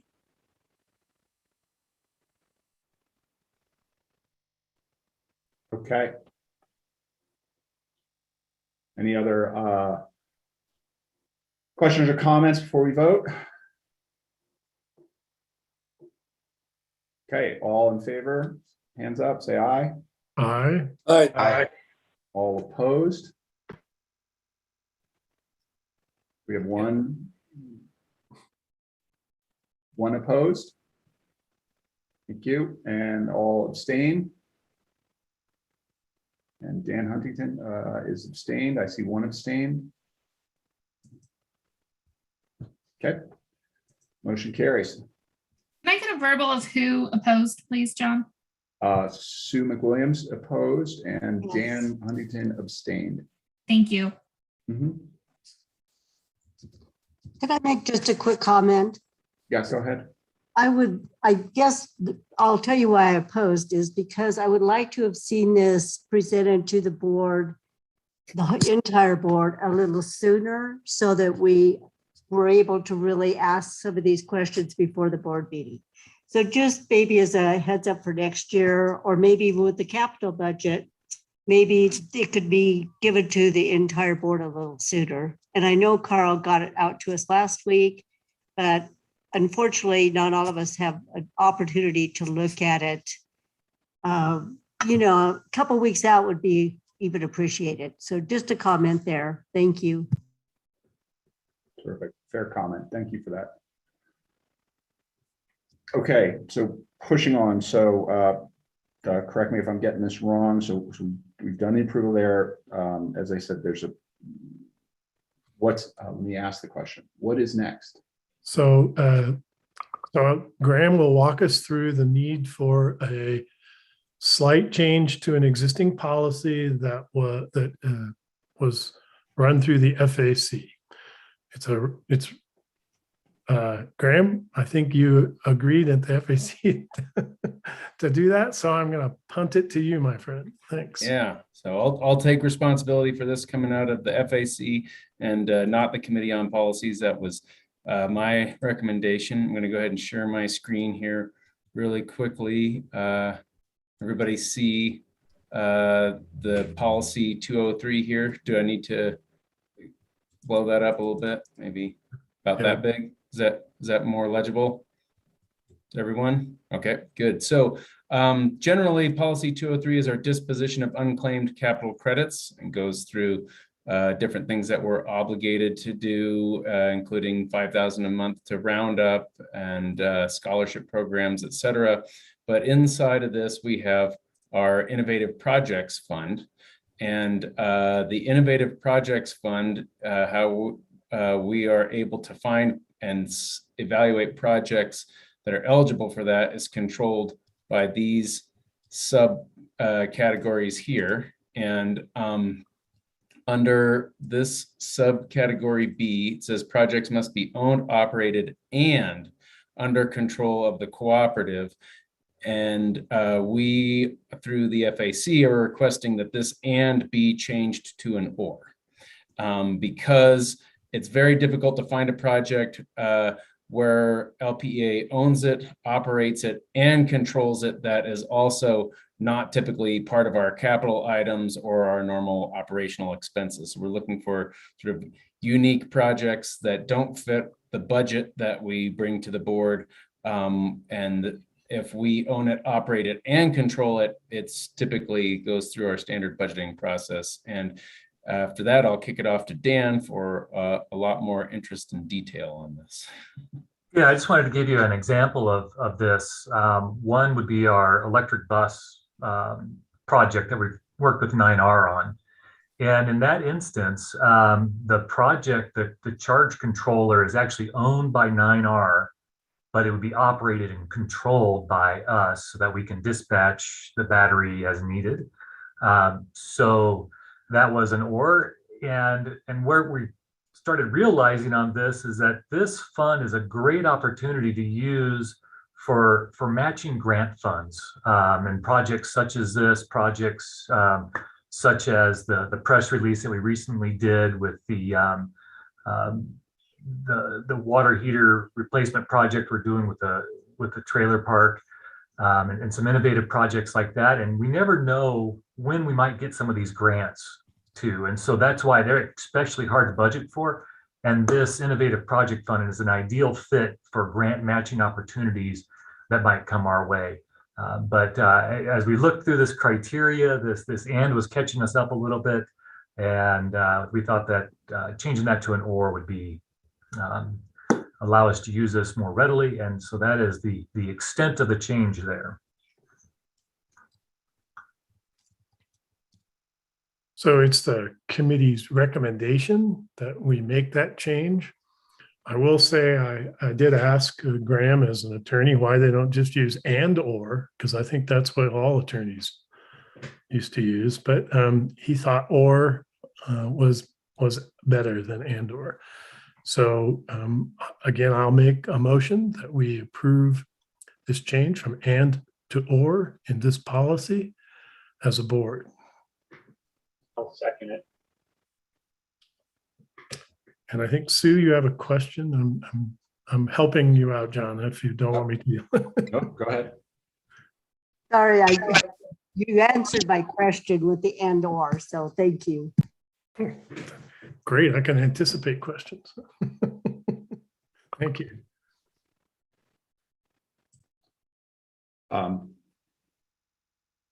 Okay. Any other questions or comments? Okay. Then let's, so we need a motion to do this. Yes. I've made the motion. It's seconded. Let's vote. That's great. So it's discussion and vote, I think. So discussion on this? Hey, John. Yeah, go ahead, Ted. I would just say, in my opinion, and I'm not sure how this works sort of procedurally or within our policies, but I don't see any problem with with this not going through committee on policies. I think it's completely reasonable that that any committee can bring a recommendation to the board for policy change. So I don't want us to unnecessarily get stuck in a certain methodology that really just adds time to a process that doesn't require it. So I think the way we're doing this is appropriate. Terrific. Thank you. Okay, let's get some votes. All in favor of the motion, hand up, say aye. Aye. Aye. All opposed? Okay. All abstained? Thank you. All right, the motion carries.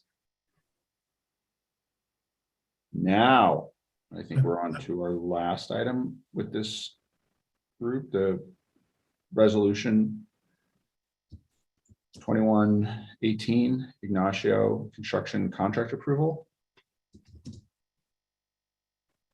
And John, if you don't mind me sort of putting a little groundwork on this one, we circulated obviously a draft resolution, and that draft resolution does disclose the bid number, but we also sort of backed it up with some background information in a memo that is stamped confidential. So other than the publicly identified number in the resolution that'll be made public if it's approved by the board, all the other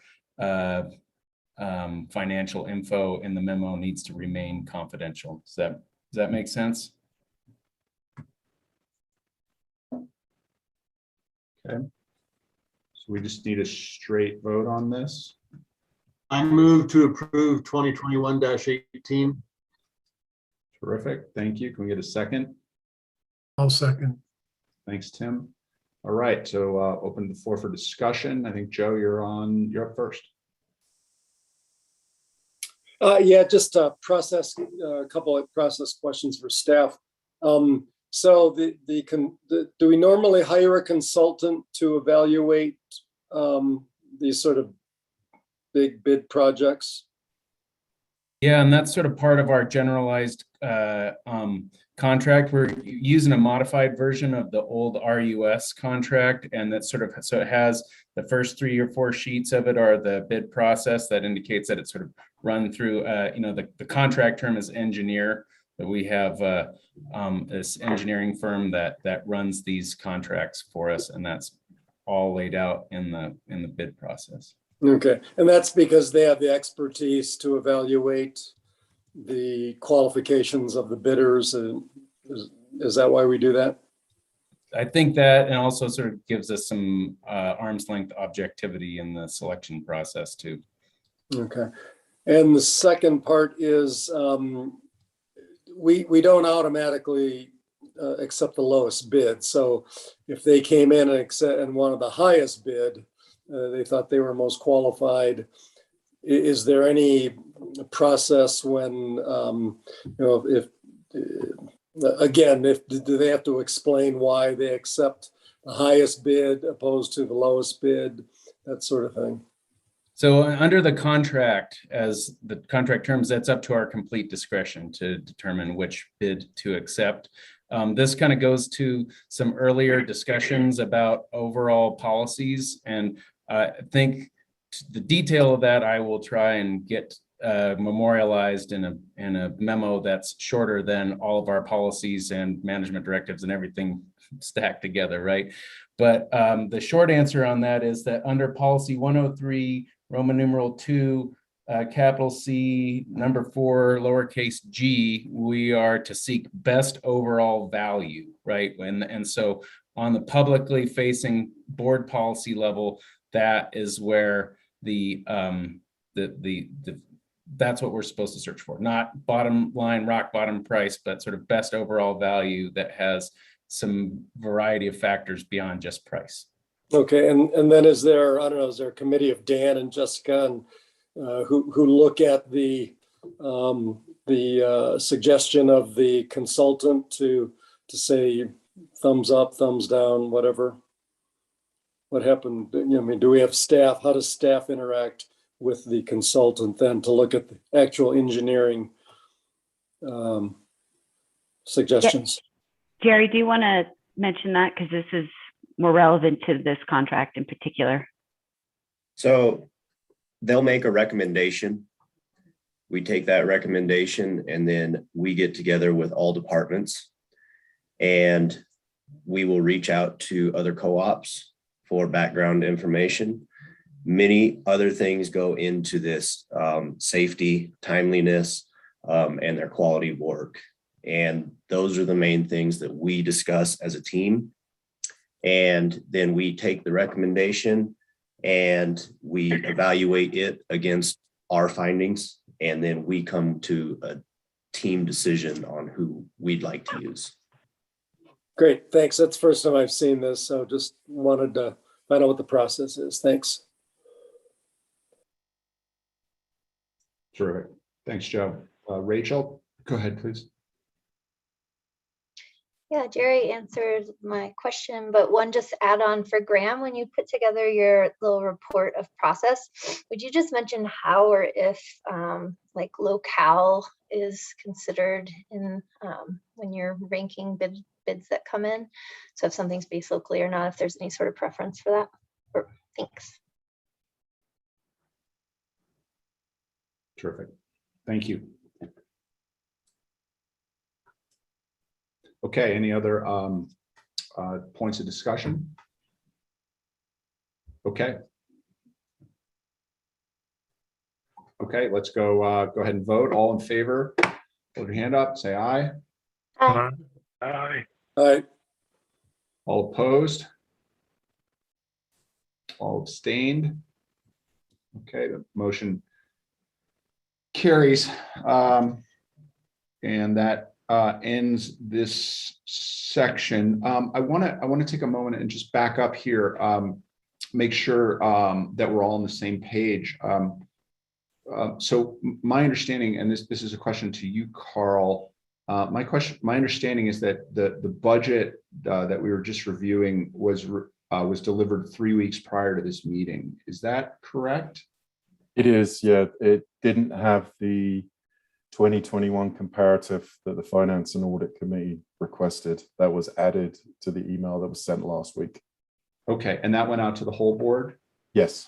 Okay, so if people are not receiving, if you guys can all check your emails, and if you did not receive that email from 3 weeks ago with the budget, then please let me know or reach out to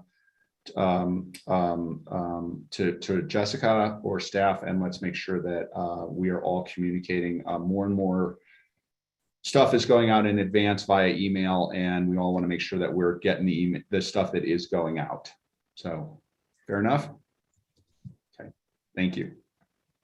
All right, so moving on, the last couple of meetings, and Jessica, correct me if I'm wrong, but do we have the same situation where we have our outside lawyers and outsiders aren't going to be available until 12:30, and we can fill this time or break?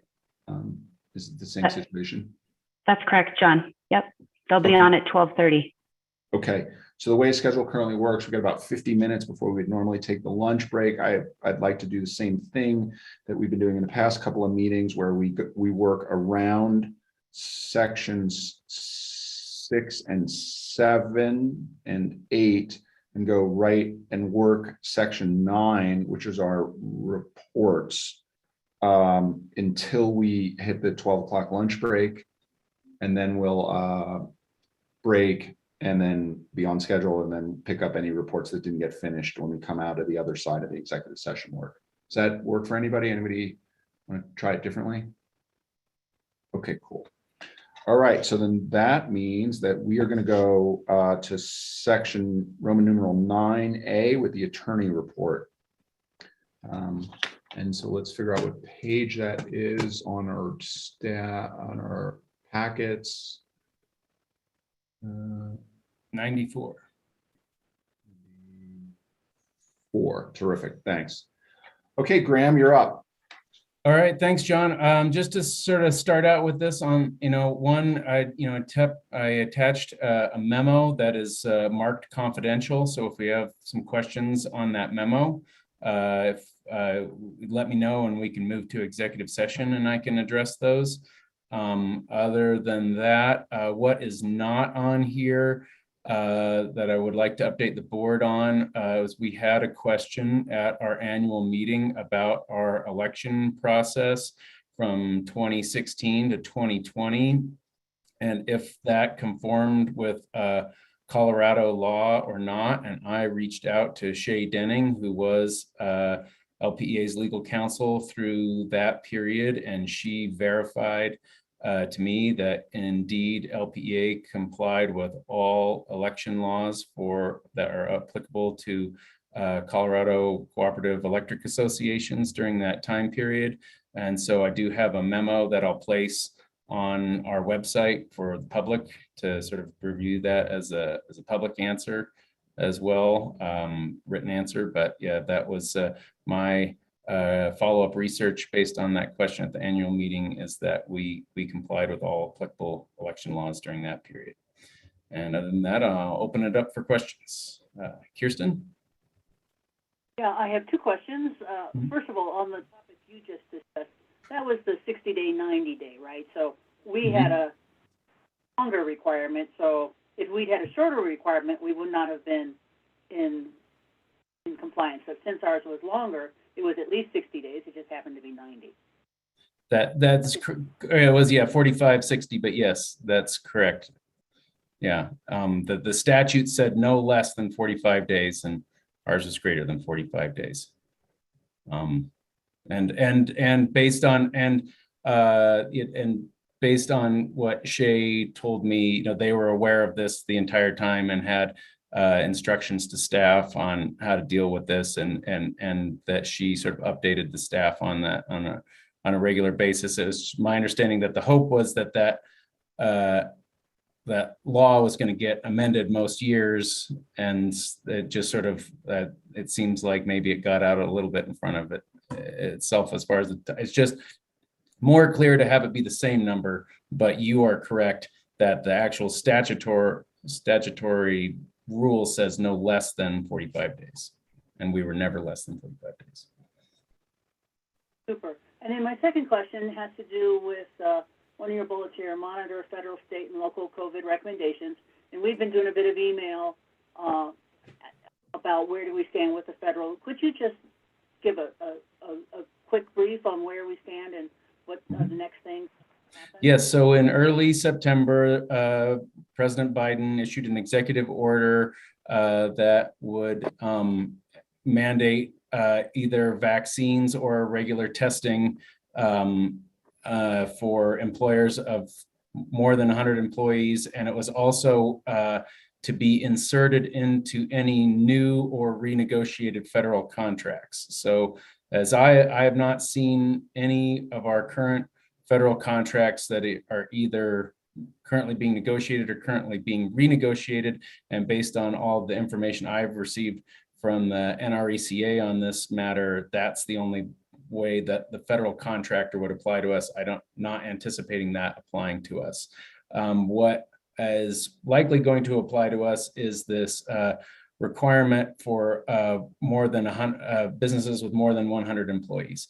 And what that order says is that President Biden commanded the Department of Labor through its subdivision of OSHA to promulgate an emergency rule on this. And so about approximately 5 or 6 weeks after President Biden's order, we are still waiting on the Department of Labor to give us that emergency rule. And so we are waiting on the specific guidance that comes out of the Department of Labor, and we will follow that when it comes out. But it is, I think, not in our best interest to try and anticipate what that's going to look like beforehand.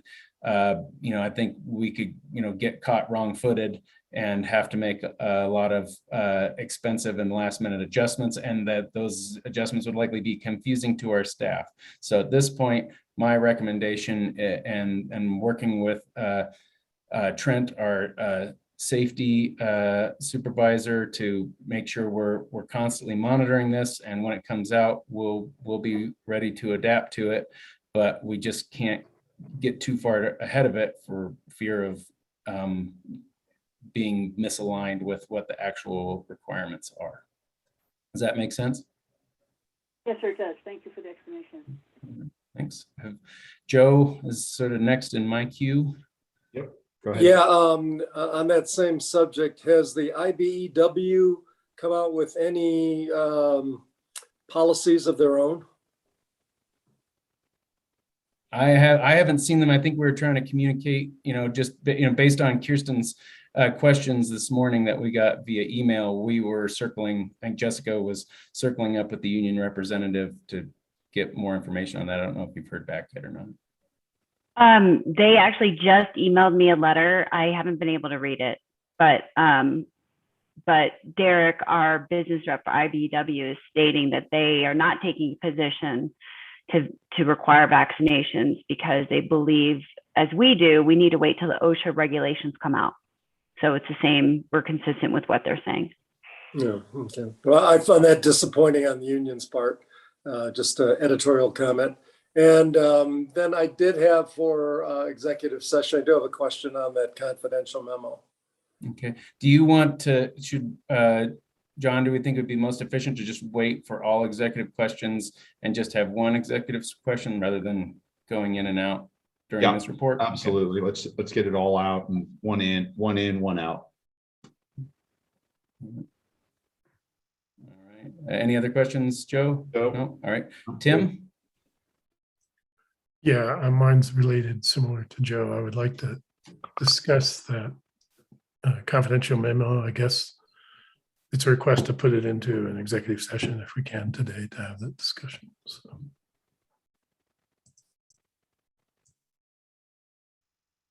Okay.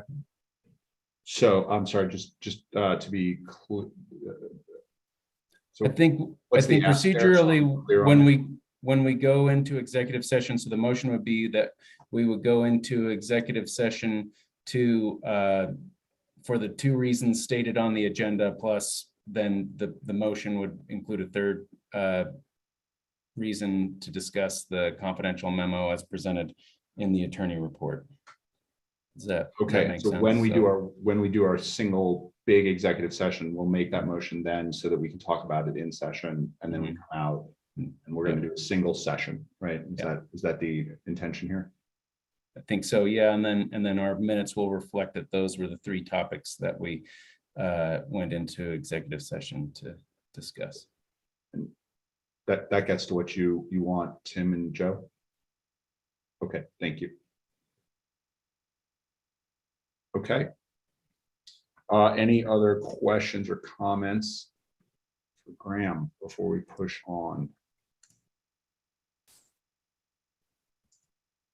Okay. All right. Let's see. So moving on to the next item, we will do some director reports, and we will start with Roundup Foundation. And so this is Rachel for, I believe this is yours, reporting on last month, and this is starting on page 97. Great. Rachel, Thanks so much. Yeah, so reports in here, just to underscore, I know you can read this, but Jeannie Bennett is retiring. So be checking your emails. I'm going to send something out today, but there's a chance to help us celebrate all that she's contributed if you want to participate in that with the Roundup board members. So thank you, Jeannie, out there. And you'll see we awarded few different awards went out, some creative shuffling of monies to make sure that we're meeting the needs of the community.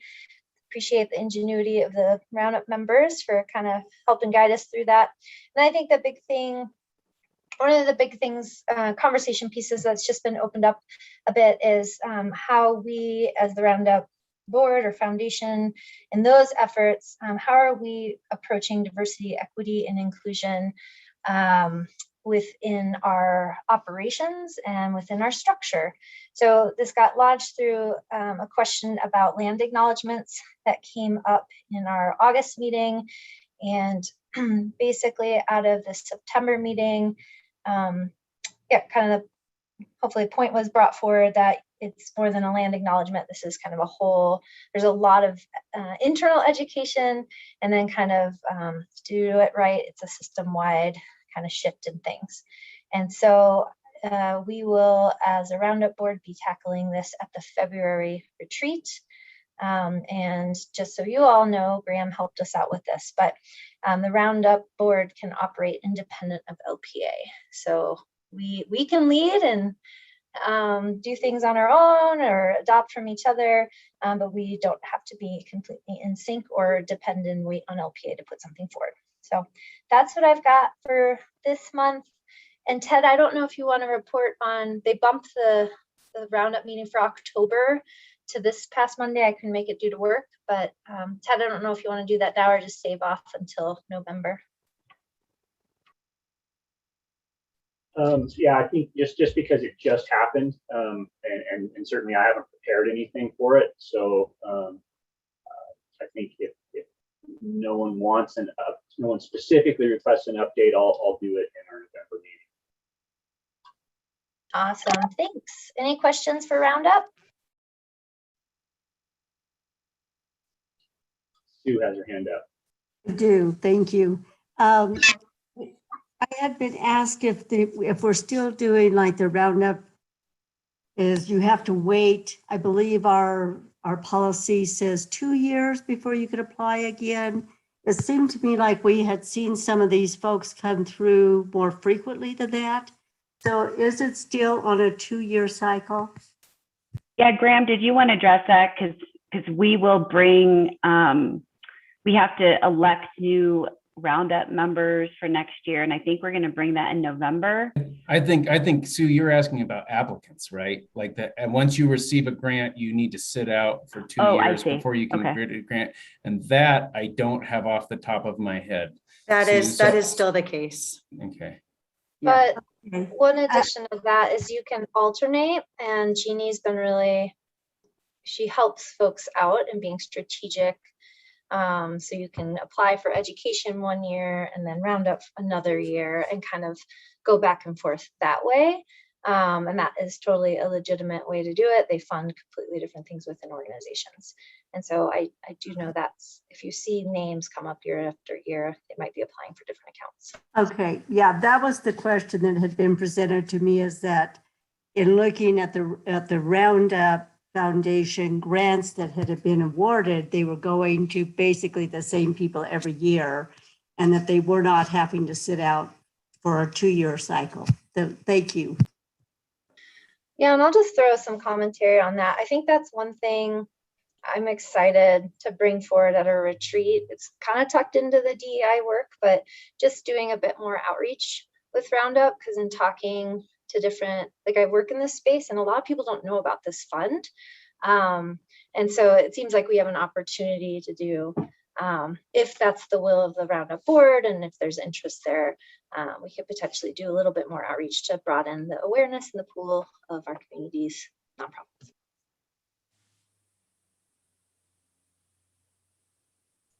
Okay, Joe, you're up. Yeah, a couple of questions, Rachel. On the 4-core request, I was just kind of unusual. Can you explain a little bit more about what they're doing with that money? Because, I guess being on the Roundup board, I never saw one that came through that said they're going to be working with county government on that kind of a project. Yeah, so this one, their overall program is they're working with the La Plata County Commission to adopt or incorporate gray water reuse into the code of some sort, my understanding. And so within that, then there's this whole piece of it, which is about education and supporting consumers in adopting those practices. So there was good discussion around this. We weren't funding advocacy or government work, but we're specifically funding, it was the staff time and materials for education. Is that? Yeah, so 4-core would be doing the education about this and not the county? Correct. Okay, seems like, just anyway, seems a little odd, but I'll go on. As far, and the land acknowledgement piece that you brought up, how did that come up and fit in? I know it's part of the inclusion. I guess, how do you see that? It seems like that's a really big issue, and I'm just trying to figure out how Roundup board, would interact with something like that. Well, I think there's a lot of different, so how it was presented was that there was a grant that came through specifically, was it at Chimney Rock? And there was a question asked by the review panel about, how is this agency working on tribal lands, acknowledging or integrating with the tribe, something to that effect. And it kind of got channeled through this one really specific thing of land acknowledgements.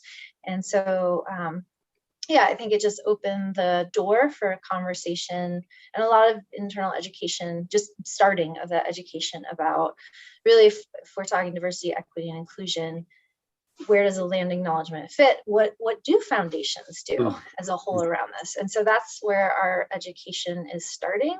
So we have Janelle, we're going to get a shared folder, and people are just inputting their research and findings. And then we'll bring it back to the retreat and have a facilitated conversation around it. And we talked about bringing someone in to help with that who has a lot more expertise.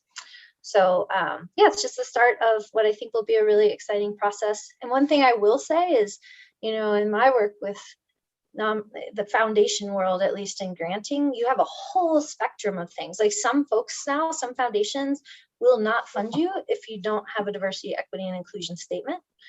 Some foundations will not fund you if you do not have leadership and policy in place to support, you know, marginalized communities from participating in leadership and informing your mission. So, you know, there's all kinds of things you can do, and we're just going to see what's out there and then what seems to be a good fit. Great, thanks.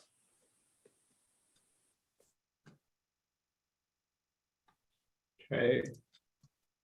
Kirsten, you're up.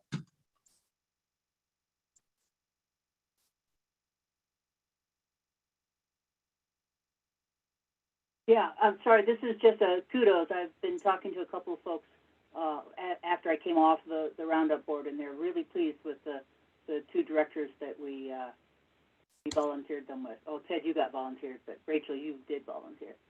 So they're very happy, and think you guys bring a lot of good energy to that. Thank you. Okay, thank you. Tim, you're up. Hey, Rachel.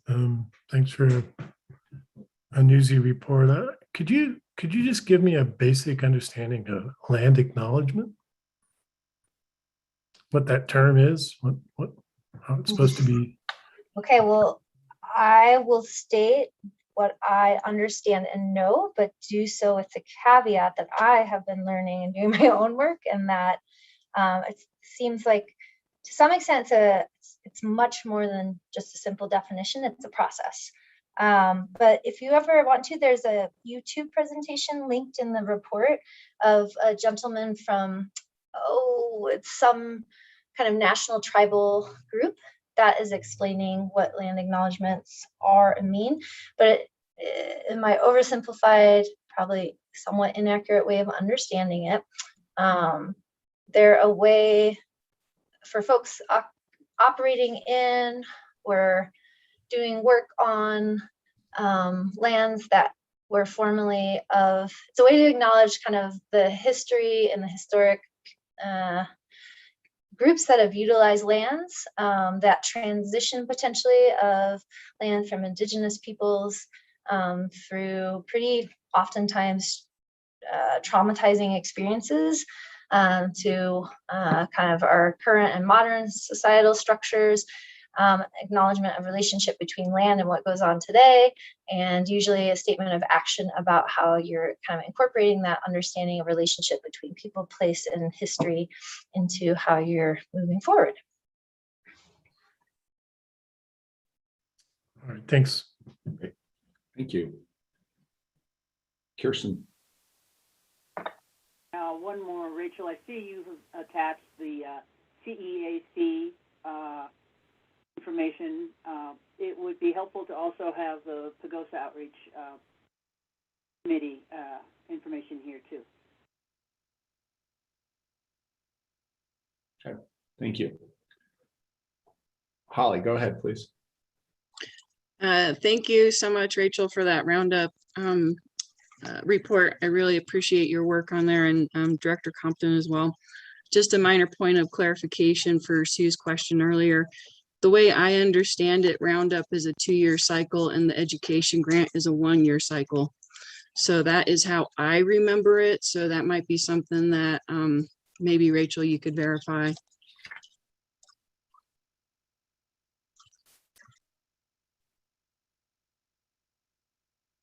You're on mute, Rachel. I was just saying that sounds great. Ted and I will suss it out and maybe put together some little bullet points explaining it all for next month. Awesome. Kirsten. Rachel, sorry, I'm blind. The POC stuff information was there. Thank you. Okay. Any other questions or comments for Rachel on Roundup? Outstanding. All right, pushing on. Let's hear Director report. on Tri-State from Kohler. You're up. Okay, so there's reports in the packet for you. I got a few highlights. I'm going to start with the fun thing that ended the meeting for the week. We have a director from the San Luis Valley, Scott Wolf, and what he did, he's a potato farmer. So he brought each of the directors and staff a potato. These potatoes were about the size of a football. I mean, they were huge. And it was pretty amazing. So I got my potato, and on my way to the airport in the Uber driver said, well, you got a loaf of bread? And I said, no, it was a potato. And he stopped right in the middle of the street to look at this potato and ooh and all over it. I didn't put it in my suitcase knowing that it would set off all the TSA alarms. And I put it on the conveyor to go through the x-ray. And all of those TSA guys gathered around. It created a lot of friction with the people behind me, but it's pretty funny because they couldn't believe the size of that potato. So that was a fun thing that ended the meeting, which was good. Well, I was just last Kohler, can I make one comment? I think we've gotten lots of hot potatoes from Tri-State in the past. So. This wasn't hot, but it was big. So last month, one of the questions that was asked, I think it was Director Lynch that asked about the WAPA allotments, and they are coming out quarterly. I did answer that in an email, but one of the questions that came up during the meeting, we have one of our directors that serves on the CREDA board, and CREDA is the Colorado River Energy Distributors Association, and they work with WAP on the CRISP projects. And the question that was asked to him was, is WAPA done draining some of these reservoirs to try to help fill up Meade and Powell? And the answer was, they think so. They don't think they're going to put more calls on it. But the other thing is that they expect next year to be much worse. So I thought I'd pass that on because I don't know how you get much worse, but that's what WAPA is expecting. In addition to that, we had another good, or I should say better than budgeted financial month. So this is our third one in a row, and we are expecting that maybe the remainder of the year will be better than what we're predicting. I watched both the webinar, LPEA's webinar on the heat, and also the annual meeting, and in both times it came up with rebates. You might want to look at in our drive the beneficial electrification program, because we did at Tri-State update that and voted in some new prices and stuff. Interesting on that is that LEDs are no longer the #1 request. It has been taken over by outdoor power equipment and heat pumps. And heat pumps is being the biggest one, but outdoor power equipment is catching up quick. It's becoming very, very popular. And there's rebates for it. Also, Tri-State's working hard to apply for this bulk energy study with hydrogen generation and also with salt storage at Craig. And I think it's pretty high on the list as far as Craig being in a good position to maybe get that. There was a lot of discussion about hydrogen throughout the meeting and throughout committee meetings. And then the last highlight I'll mention is that Excel started a group, they call it the Western Markets Exploratory Group. And it's through different states and stuff to start an RTO. When they started this group, they did not invite Tri-State. So Dwayne called Alice Jackson, who is the CEO of Excel Colorado, and she thought that Tri-State had already committed to SPP. And Dwayne mentioned that no, they're leaning in that direction, but he'd like to have a seat at the table. And at the meeting, he hadn't heard back from her. And his reasoning behind that is that -- it's already established. He feels it'd be a lot less expensive. And the other thing is the timing. To create a RTO from scratch, he thinks it'd take many, many years, and they can't wait that long if they're going to stay in compliance with their ERP and also their REP. So, they are leaning towards SPP, but they do want to be on the table. So with that, I'll take any questions you might have with the reports that are in the packet. I guess, Joe, you're up first. Go ahead.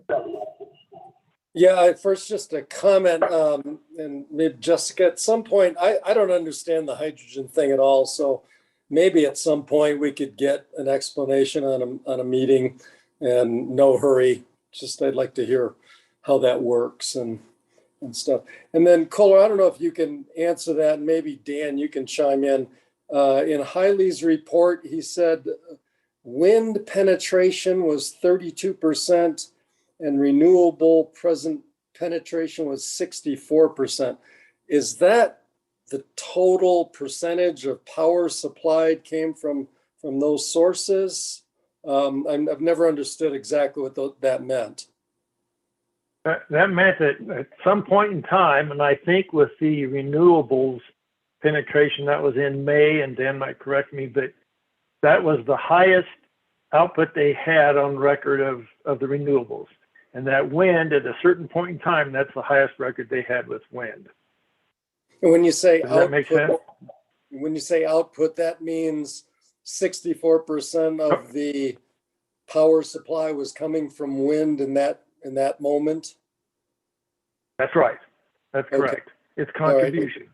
Okay, so the same thing goes for the renewable then, 64%. I'm sorry, 32% for wind, 64%. So I'm assuming that's good news, or is that just a snapshot in a very short period of time? I don't know how short period of time and how often it gets close to that, but it is good news. And I think what you'll see is the 32% on wind increased quite a bit.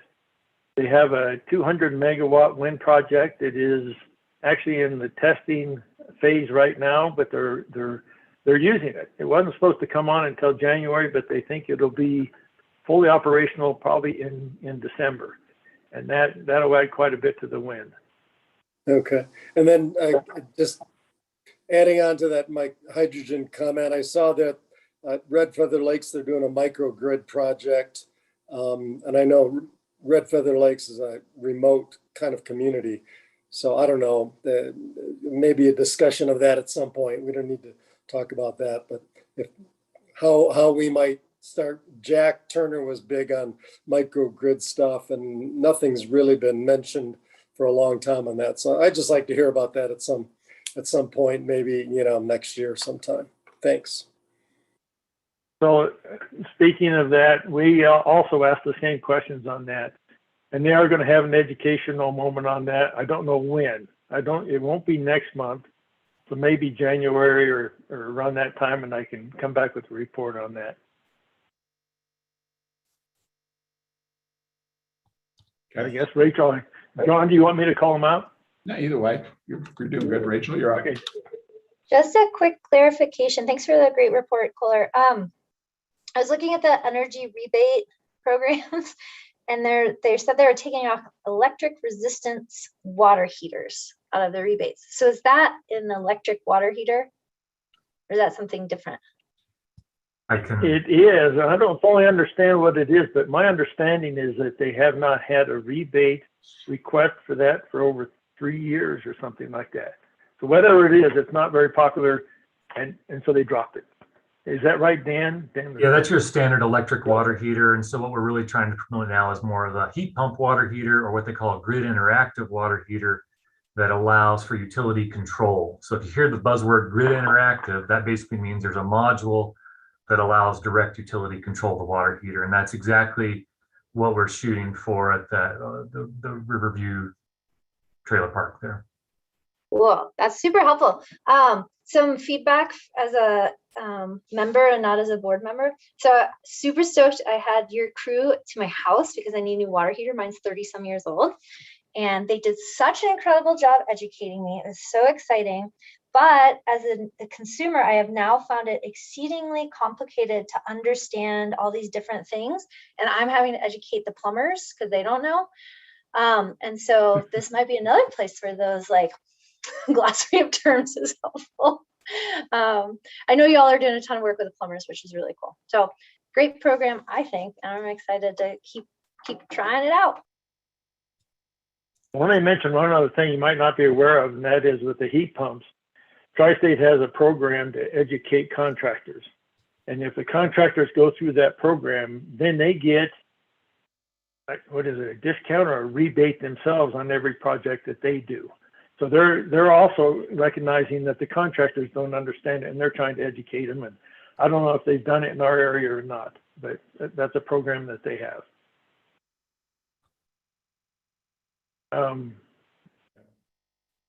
You're muted, Rachel. I don't know if you're still wanting to ask something. If not, Tim, you want to go for it? Yeah, thanks, Kohler. I have a couple things. One, the hydrogen pilot at Craig. I think you said Craig. Do you know what the plan is to source that hydrogen? Is that green hydrogen, blue hydrogen? You don't have to answer necessarily now, but I think that's something I would like to learn if people ask me about that. Yeah, that came up, and I can't remember. I'll get back to you on that because it was one, and then the hydrogen project that's down at Escalante, I think was the other one. I think that one was blue. The one up at Craig was green, but I'll have to confirm that for you. I can't remember. And Kohler, just to let you know, I just emailed Peter Rusin at Tri-State because they gave a presentation to us CEOs last week. So I'll get a copy of that and send it to the board to look at. That would be really great. Presentation on what? On the hydrogen. Mm-hmm. Okay, thank you. Yes, thanks. And you also answered a question from last month during the course of this month. I didn't directly acknowledge that, but I want to thank you for doing that here. I also had a question in there on, I think it's page 106 from the CEO. It said the board approved Tri-State bringing on a partner to help us meet the members' rate reduction expectations and leverage those changes into long-term cost reductions that support our transition beyond 2023. So a lot in there, and I'm just curious, I mean, is that just a consultant? What's that partner? What's the role there? Do you have any idea? That is. And what that consultant, what they wanted to do is bring that consultant in to help them find out how they can reduce their costs and get the cost of doing business down. And that was actually a pretty lengthy conversation at the board. A lot of people said, well, why are you paying a consultant when you're trying to reduce costs? Doesn't that add to it? And the overall from the discussions is that most people get real big benefits out of that, because sometimes you can't see what's in front of you because you've seen it so often. And so it is a consultant come in there and help them find out. And they have the figures, I can't remember if that was done in executive session or not, of what the projected savings would be, what the consultant might be able to do. Okay. Did that answer your question? It does. I think it's a consultant, like an efficiency consultant or something like that. And I just don't want them to like try and poach any of our staff after we've been so successful at lowering costs and improving margins. So one other thing is the discussion around rebates and so forth. And you mentioned what Tri-State was doing and trying to rebate back to installers. You know, I've been looking to put in a heat pump to replace a furnace, and it's been a really interesting process. Dan's been helpful, Dan Harms, but there's a site called, I think it's called Love the Electric or something, that is sponsored by Tri-State, and it was very helpful, and it allowed me to find some contractors here in our community that that I was able to get quotes from. Again, you know, they're not, I can't hold Tri-State responsible for contractors, but it is a good attempt, and somehow maybe Hillary or others, we could advertise that. There's a couple clunky pieces to the website, but you can figure it out, and it was very helpful. I don't know if they're getting rebates or not. I've got 3 of them that responded and 2 that only 2 so far provided quotes, but it did help me a lot. And I want to thank Tri-State. I want to make sure that I acknowledge kudos where they're deserved, and that was one of them. So you can pass that on. Thanks very much. Thank you. Great. Kirsten? Sorry, I need to pick my jaw up off the floor, Tim. Thank you for that. Don't hurt yourself. Let's see, I got to go through because you guys have already answered many of these questions. Oh, I wanted to ask a question about the non-member sales and that we're seeing the positive impacts of the CAISO and the SPP imbalance markets. Did they break that out at all between what we're doing with CAISO and what we're doing in SPP as far as the imbalance markets? They do have that broken out. I'm going to have to look and see if that's in the drive in one of those. I think it is, and maybe the operations presentation.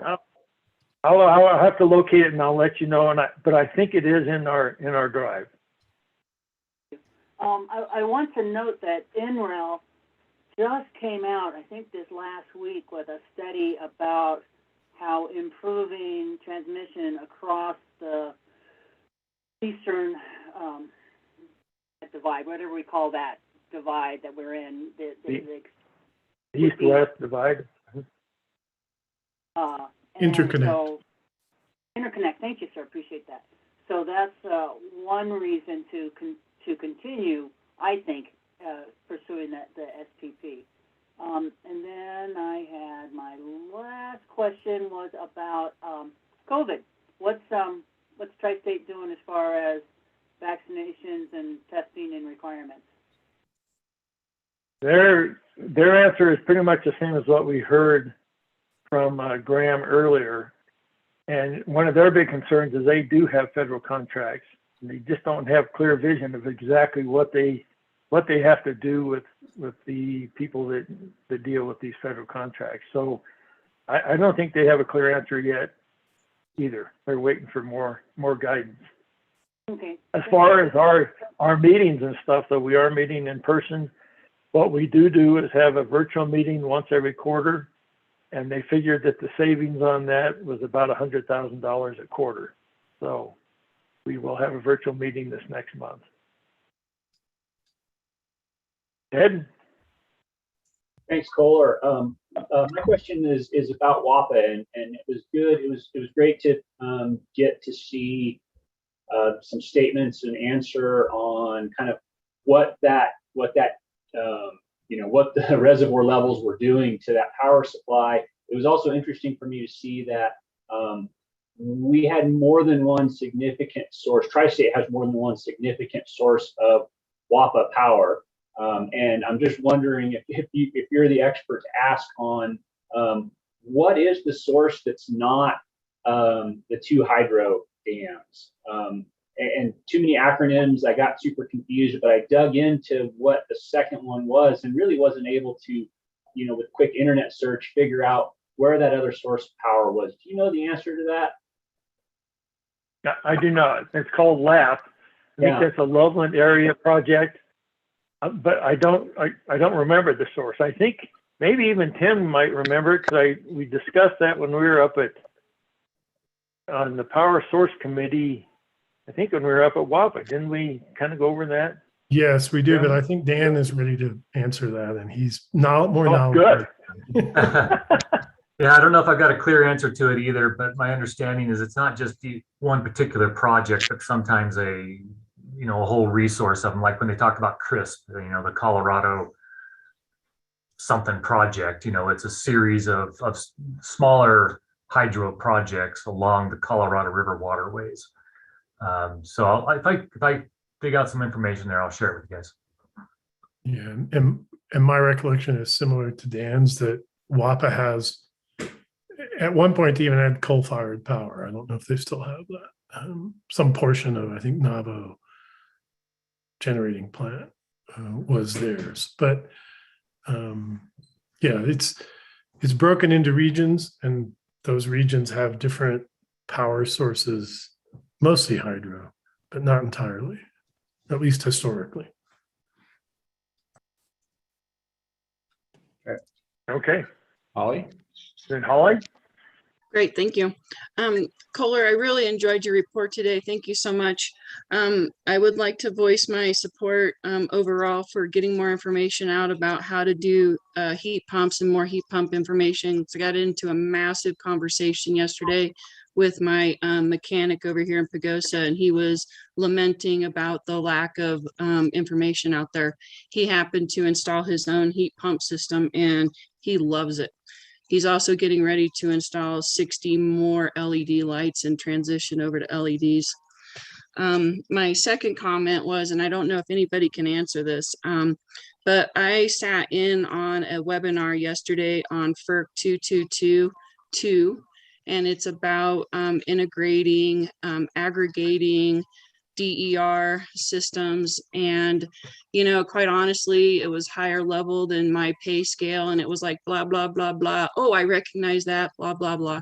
Anyway, to make a long story short, I was just curious if, do you know, Kohler, if Tri-State's going to be susceptible, I guess, to FERC 222 and this aggregated DER planning that is going on. And it did occur to me that it kind of is going in the footprints of different balancing authorities like SPPP and CAISO and stuff like that. So I don't know if it's even pertinent to our discussion, but it did definitely feel like it's going to come down to the pipeline at us. And it also made me question whether Colorado is even really looking at this compared to some states.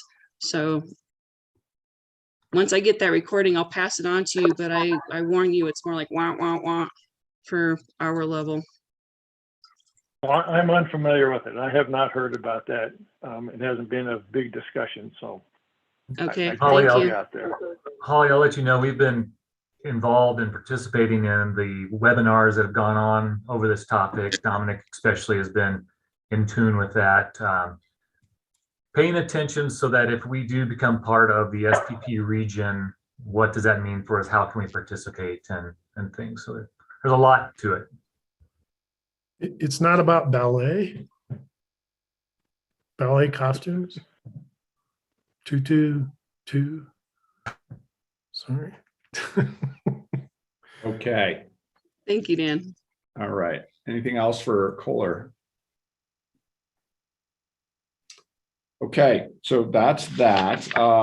We have three more we have three more reports. I'm pretty sure the fast track will take longer than 6 minutes. If CREA or Western United, Holly or Kirsten wants to take a swing at 6 minutes, you can take it now. Otherwise, why don't we take a break and have lunch go 36 minutes. Do Western United in 6 minutes. You think you can do it in 6?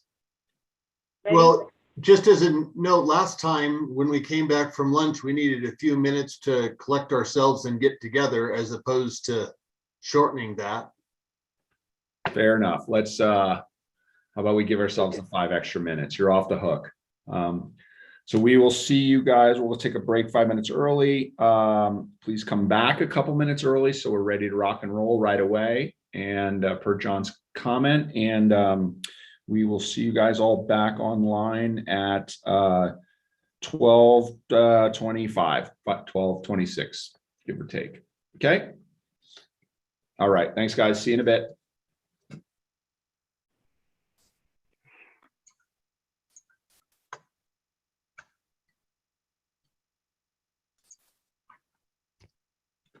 Okay. Get back.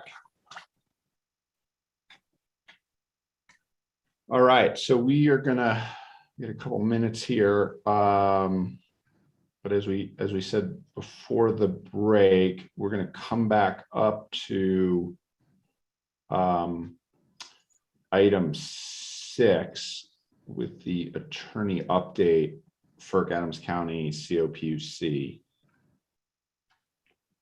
Is Matt ready to go, or does he need a couple minutes? So actually, John, we're going to have, since Tri-State is here, we're going to have. That's right. We'll start with that. That's okay. Yep.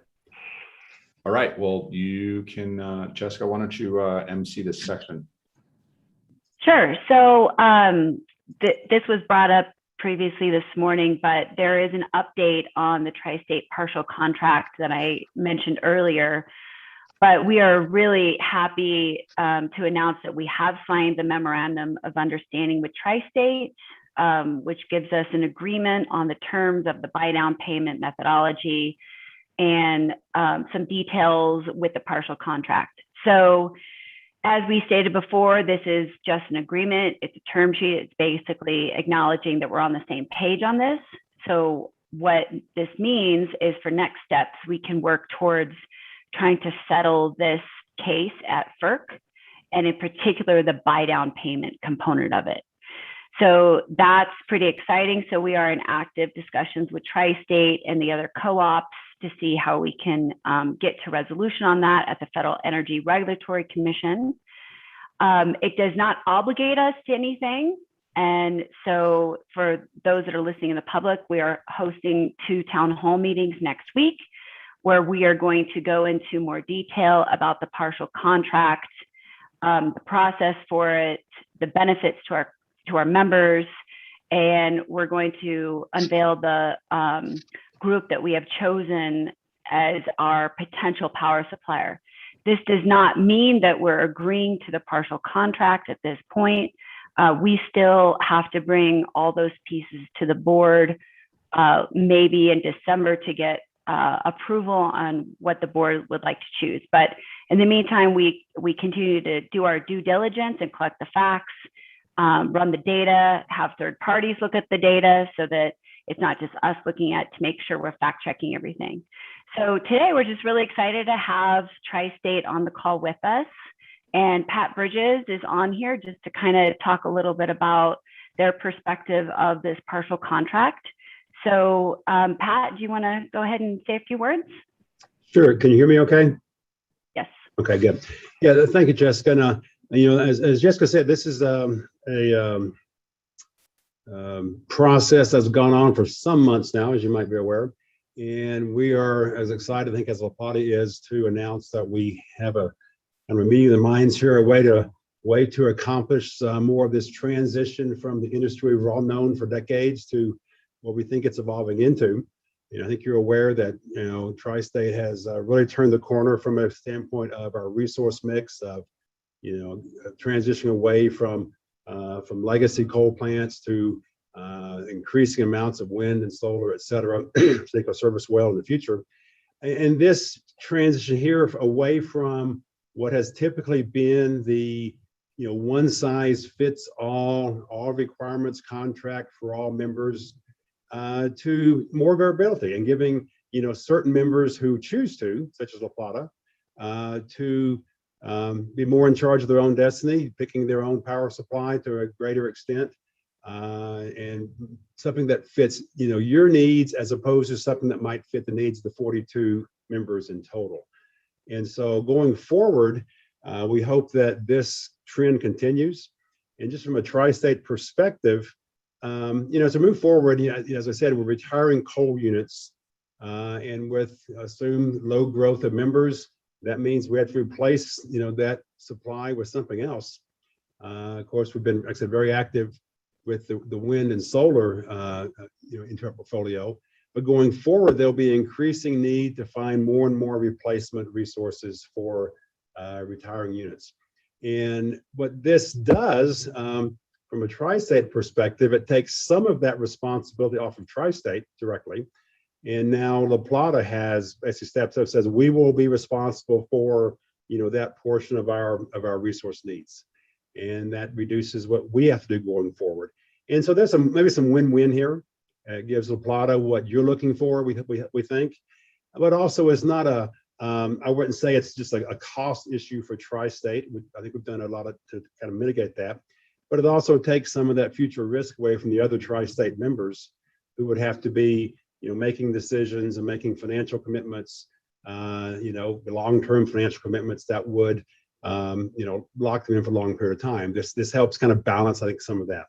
And so I'm hoping that this is a transition point for Tri-State and the membership. that going forward, we can see, more transactions of this nature where members who choose to, can do things like this on your own, and members who don't choose to don't have to. So again, it gets away from that one size fits all for all members, where we can hopefully, meet the needs of everybody and move, go forward. So we're very, very, optimistic about this. As Jessica mentioned, we do have the FERC hurdles to go through still. We have an MOU with you guys in process with 2 other members, but ultimately we'll need to have a settlement agreement approved by FERC. And our other members who are not parties to the partial requirement contract will have a say. And so hopefully that the deal we've structured with you guys will alleviate any concerns they have. So anyway, I'll stop there. And if you have any questions for me, I'll be glad to answer them. But we're, I'm very pleased with the process that worked out with Jessica and Dan and Carl here with La Plata. You guys were a pleasure to work with, and hopefully we'll continue that good relationship going forward. Thanks, Pat. And likewise, Pat was instrumental in helping us get this across the finish line. And then Kohler, again, thank you again for helping us with the board on this as they passed this last week or 2 weeks ago. So that was great. And Pat, for those that don't know you, I'm remiss. Can you introduce yourself and say your position? And Dwayne Hiley also wanted to be here today, but he is on vacation with his family. So we didn't want to make him break that obligation. But Pat's really the mastermind behind a lot of this. So we're thrilled to have him. Yeah, and sake of introduction, I'm a Senior Vice President and Chief Financial Officer at Tri-State. Been here about 15 years now. And I think I'm involved in this more than you might expect the CFO to be, just because I have a background prior to Tri-State in a lot of regulatory proceedings, rate making type things. And so although as we have transitioned to this FERC environment, I'm one of the few people at Tri-State who has, some history in dealing with, the regulatory bodies. And so I think that's one of the primary reasons I've been involved in this process, more so you might normally expect the CFO to be. Thanks, Pat. So it looks like Joe has a question. Yeah, thanks for being here, Pat. Best case and worst case scenario for getting through the whole process with FERC. And then I assume once that's ended, we pull the trigger on working with other suppliers. But I guess I'm just curious about how long, I get asked this question a lot, how long it might take to, to get through all the rigmarole. Well, and I'll just mention that Matt Larson, our attorney, is going to be on any minute, and so I think he could help answer that question. But Pat, if you have an answer that you think, or we don't need to put you on the spot, and we can wait for Matt too. Well, I don't have a hard answer. Obviously, it's there's unknowns there. Obviously, the next step we have is actually a settlement agreement that addresses, the issues in the MOU, plus there's probably some others, and then bring that forward to the FERC settlement judge. And then the wild card there is the other parties who are not, have not already, sought a partial requirement contract, but they are parties to the FERC case. And some of those are members and some are other entities who are not members of Tri-State. What will their reaction be?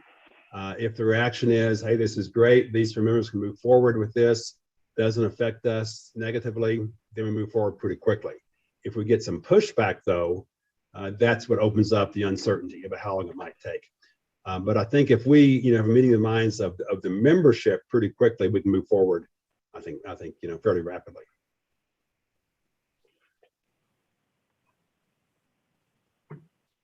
Okay, Tim.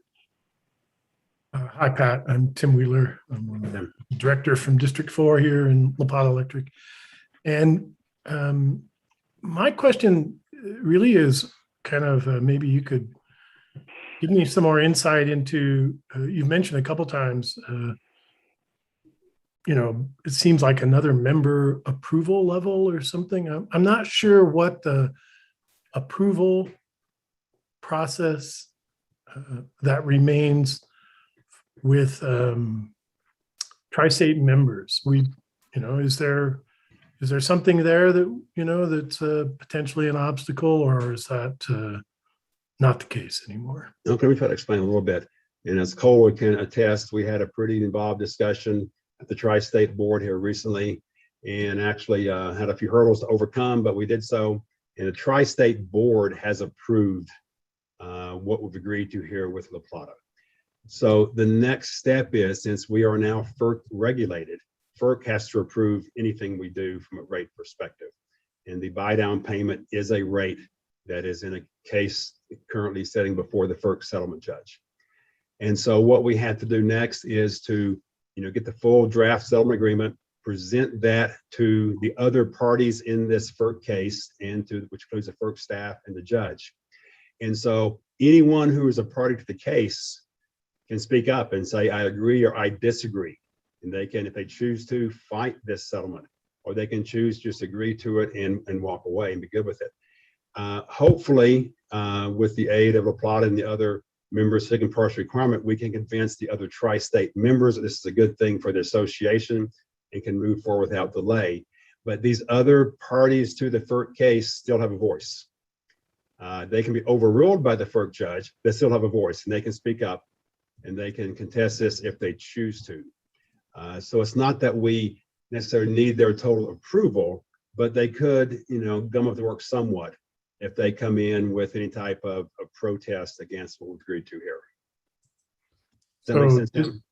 Yeah, just to reiterate, I guess what I heard was there's still a venue at FERC, but no remaining venue at Tri-State for being an obstacle to this going forward. I think it's a good way to characterize it. The Tri-State Board has approved this, and now we go to the next step, which is FERC approval. Great, thanks a lot, Pat. That was helpful.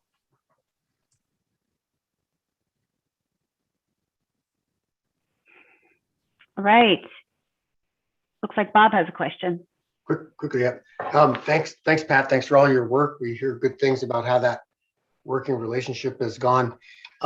Is it, just to clarify, is it the case that even though this is approved at Tri-State, some of those parties that have filed to be party to the case at FERC are Tri-State members, and they may choose to use that avenue to object or protest? That is an option they have, yes. And one thing we've tried to do here is to anticipate that we might have some tri-state members who did not participate in this open season as La Plata did, who now that with a reduced buy down payment, they may have some second thoughts and would like to be involved. And so part of our agreement is that the amount of capacity that was available for members during this open season that has not already been secured by La Plata and Poudre Valley and San Miguel would be available for any other tri-state members. Hopefully that will alleviate any concerns they might have of, gosh, I wish I could have gotten involved. The uncertainty in my mind is, can we convince the membership who is involved in the FERC case, who has no interest in a partial requirement contract, that this deal keeps them protected, that they will not see higher rates because of this. And I think if we can convey that to them, I'm optimistic that we shouldn't have, we should be able to get consent of those parties in the case. I'm thinking, fairly quickly, but it is a task we have to accomplish. Yeah, thank you. Thanks for your work. All right. Well, if there's no other questions, thank you, Pat, for being on. And we look forward to, Pat also has agreed to come to the town hall meetings. And so he has a slide he is going to present to the public in joint presentation with LPEA staff and the board. And so you'll see Pat again next week. So Pat, again, thank you for being here today, and then also for next week. All right. Thank you very much. I will drop off now. All right. Thank you. I'll try to. Okay. We're back to you, John Witchell. We've got Matt Larson on. Terrific. Thanks so much. Well, I got to tell you, that was awesome. Like that felt all very calm and casual, but that's a hell of a milestone. So it was nice to see that, and nice to see. I'm glad he was willing to come on and show collaboration there to all the way to the end. And I'm glad he's coming to the town halls. So yeah, let's hear what Matt has to say, and then take it into executive session. So Matt. Yeah, thanks, John. It's nice to see you all. So, wasn't sure I'd ever be saying this, but I think Pat kind of gave a lot of my update. I think it's a testament to where things are. I only got to hear kind of the back end of what he was saying there, but obviously a lot of work's gone into the BDP from Jessica and the executive team, and Graham and Carl and Dan. Just a ton of work to move this along, and a ton of work from Tri-State too. They've really been, we've had a really constructive dialogue on this, and there's still some things to move forward with regard to advancing this at FERC, and I think Pat was talking about that a little bit, and we can talk about that more in the executive session in terms of next steps. But that piece of that case will continue to move along. The CTP, so on a full buyout, that remains in settlement, and parties are still having those conversations in front of a settlement judge. So no impasse has been declared or anything like that in that particular case. So that remains in a settlement, remains under the settlement privilege. And then no developments on the Adams County side either. But I think the big development here is the ball is moving forward on the partial. I think that's really exciting, and like I said, that's a lot of work from a lot of people to get that to this point. So I can certainly take questions from you guys, but I think Pat kind of covered a fair amount of it. Bob, do you have a question, or is it still up from previous? Sorry, no, I don't. Okay. Thank you. Thanks. Good to see you, Matt.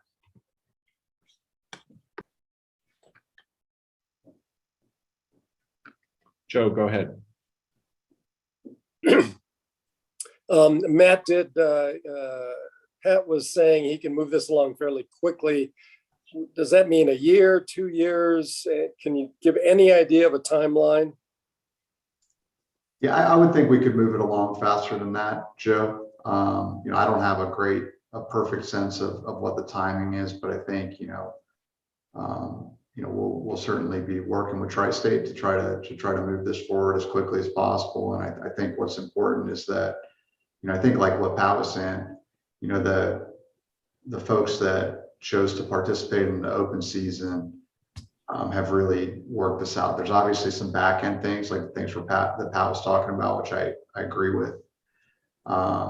But I think that we can start to really advance this and start to move it through the process. So I don't necessarily think we're looking at like a 1 year timeline or anything like that. I think it will be shorter than that, but that's also going to depend on kind of how the dialogue goes. It's a big case. There's a lot of participants in that case, but I think the salient point is that the members that availed themselves of the option have worked with Tri-State, and Tri-State likewise has worked with those members.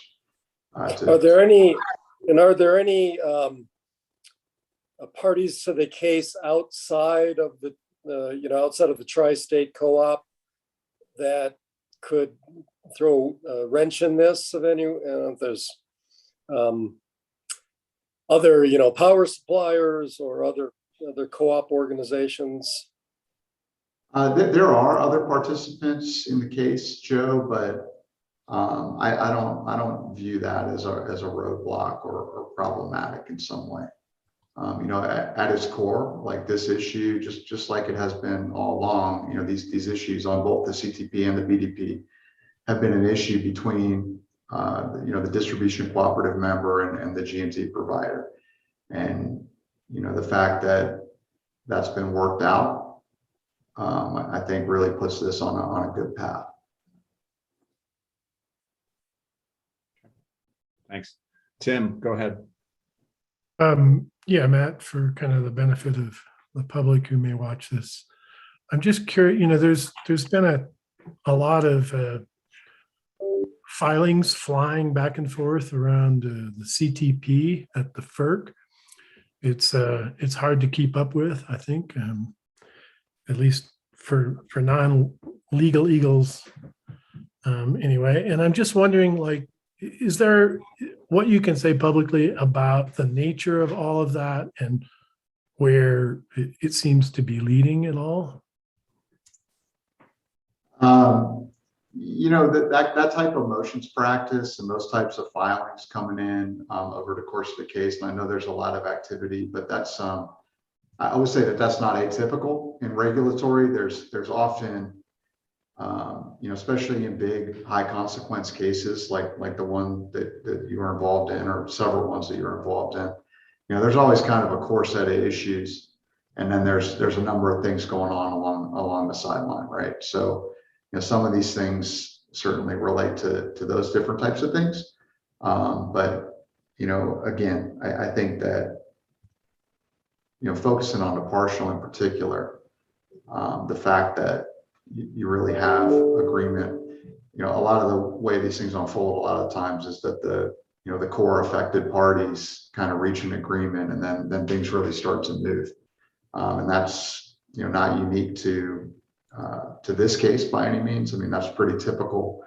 in any kind of regulatory case, whether that involves an investor-owned utility or a cooperative or a GNC. So I know there's a lot of activity, but I would say that's not unusual. Thanks. Cool. Thanks. Kirsten, go ahead. Hi, Matt. Can you characterize for us the folks who may want to have a say at FERC who are not the co-ops? Are we talking about environmental groups? Who are we talking about? Yes, I mean, you have alternative power suppliers. I believe we have at least one independent power producer intervener in the case. And so it's entities like that, entities with affected interests, and in regulatory cases, showing an affected interest, especially in things that are big in the power business, that's not really a hard threshold to overcome. So a lot of entities will also enter into cases just to monitor them, and not necessarily to be very, very active. So that kind of goes back to my earlier comment about how the flow of these negotiations can work. But so there are other types of interests that are kind of outside of the tri-state structure that are involved, but that's that's because they want to either monitor the case, or they have a particular targeted interest in the case that they're watching. Thank you. Great, thanks. Tim? Yeah, this is not FERC, this is PUC kind of related, and I can't recall whether we utilized your firm for the ERP or not, but I know that Tri-State filed their revised ERP, and if you are assisting us with that, is there anything in that regard that we would respond to in that regard? Yeah, so to my knowledge, LPEA is not an intervener in that case, and so we do not represent you all in that case. Okay. So that's a question maybe for Jessica another yeah time. but just just for background purposes, to the extent it's helpful, Tri-State's electric resource planning process now follows a pretty similar structure to the way that Xcel Energy's works and the way that Black Hills works. So you have a what's called like a phase 1 case that's going on right now. That case determines modeling inputs and assumptions that will go into the subsequent resource procurement. So they're in that phase of the case right now. My understanding of that case is going to hearing in Q1 of 2022. And then after they get a decision in that case, they will open up their resource procurement at that time. And so, Xcel, for example, is going through the same type of case right now. And those cases are fairly close to one another on a procedural path. So that's kind of how that unfolds. All right, thanks for that. Yeah. That's helpful. Great. Kirsten, go ahead. Thanks for bringing up the PUC. It reminded me that this last week at the CREA Innovation Summit, I talked with Jeffrey Ackerman a little bit, and he's a much happier guy now that he's no longer chair of the PUC. He looks like he's getting more sleep, and just wanted to share that he's still working hard for Colorado, but just not as PUC. I'm glad to hear Chairman Ackerman's doing well. Okay, thank you. Any other questions or comments for Matt?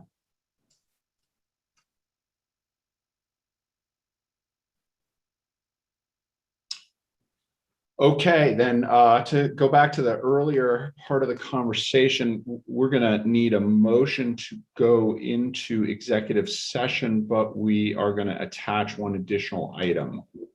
So anybody want to take a crack at phrasing that? Oh, I'm sorry. Kohler, did you have a question for Matt before we move forward?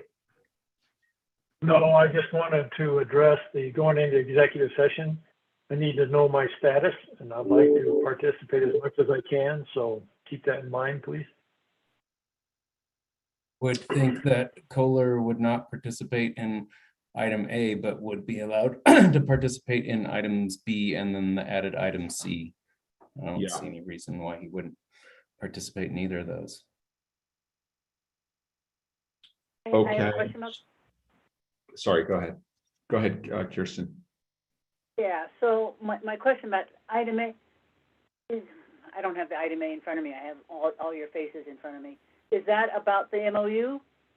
So item A is discussions for legal counsel on litigation matters. Item B is discuss employee matter. And then item C is the proposal is to add it. We haven't made the motion yet, but the proposal is to add it. And Grant, can you remind us what we're adding? We're going to add a discussion of the confidential memo that I attached to my attorney report.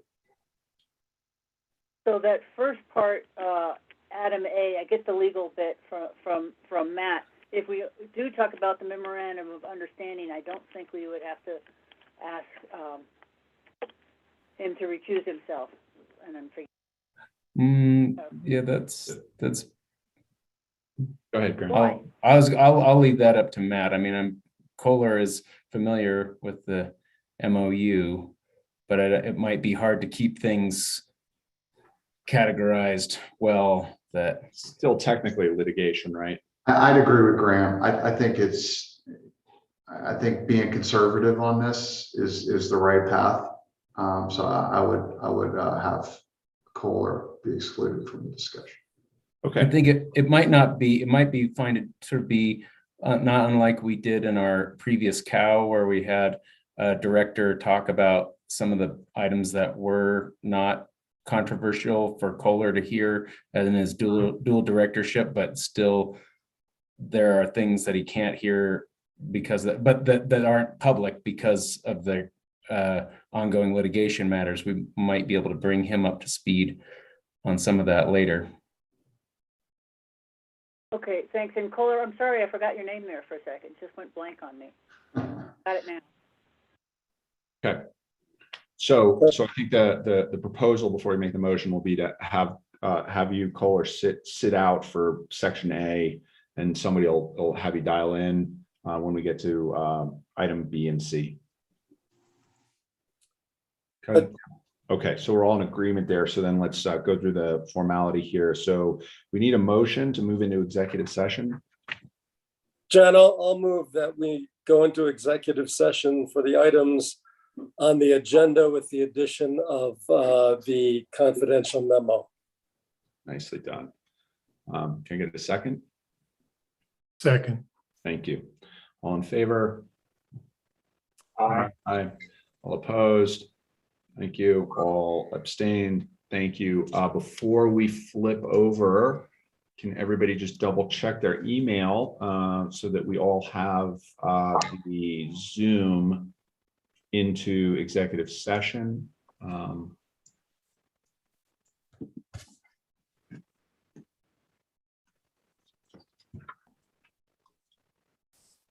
on myself.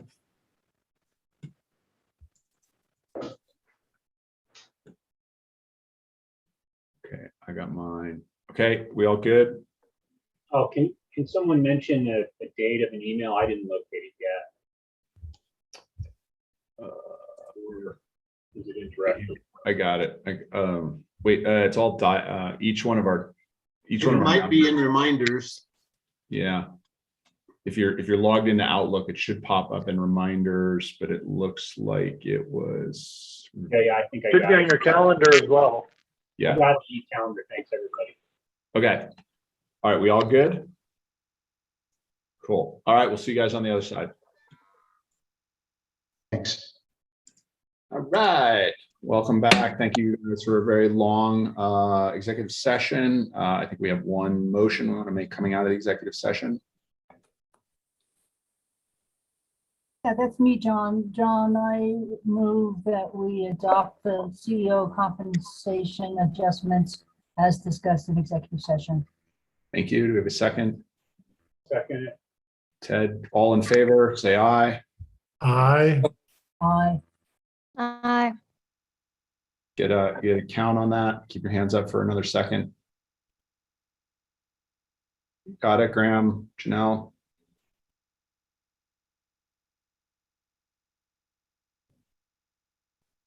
I think I got it.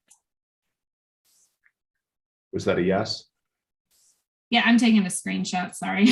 Okay, good. Okay, all opposed? For all the hands. Hands down, all opposed, hands up. Got it? All abstain. McInnes, and was there another one? John Lee, Sue McWilliams, Kohler McInnes. Okay. All abstain. We'll have the record need to reflect that Dan Huntington is absent, so that is under our quorum rules counts as not a vote. Okay. Okay, motion passes. Let's move on. I'm sorry, does everybody need, I know it's late in the day, but do you guys need 5 minutes? A lot of people have been sitting in their chair for a long time, or you just want to power through? Power through. Okay. I'm good. Okay, so next up is we are on item 9, section B, subsection 3. This is a fast track communication. Tim Wheeler reporting in. Right. I'll just, since it's late, I'll just open it to questions. The report's fairly self-explanatory. I won't give any other commentary. Anyone have a question?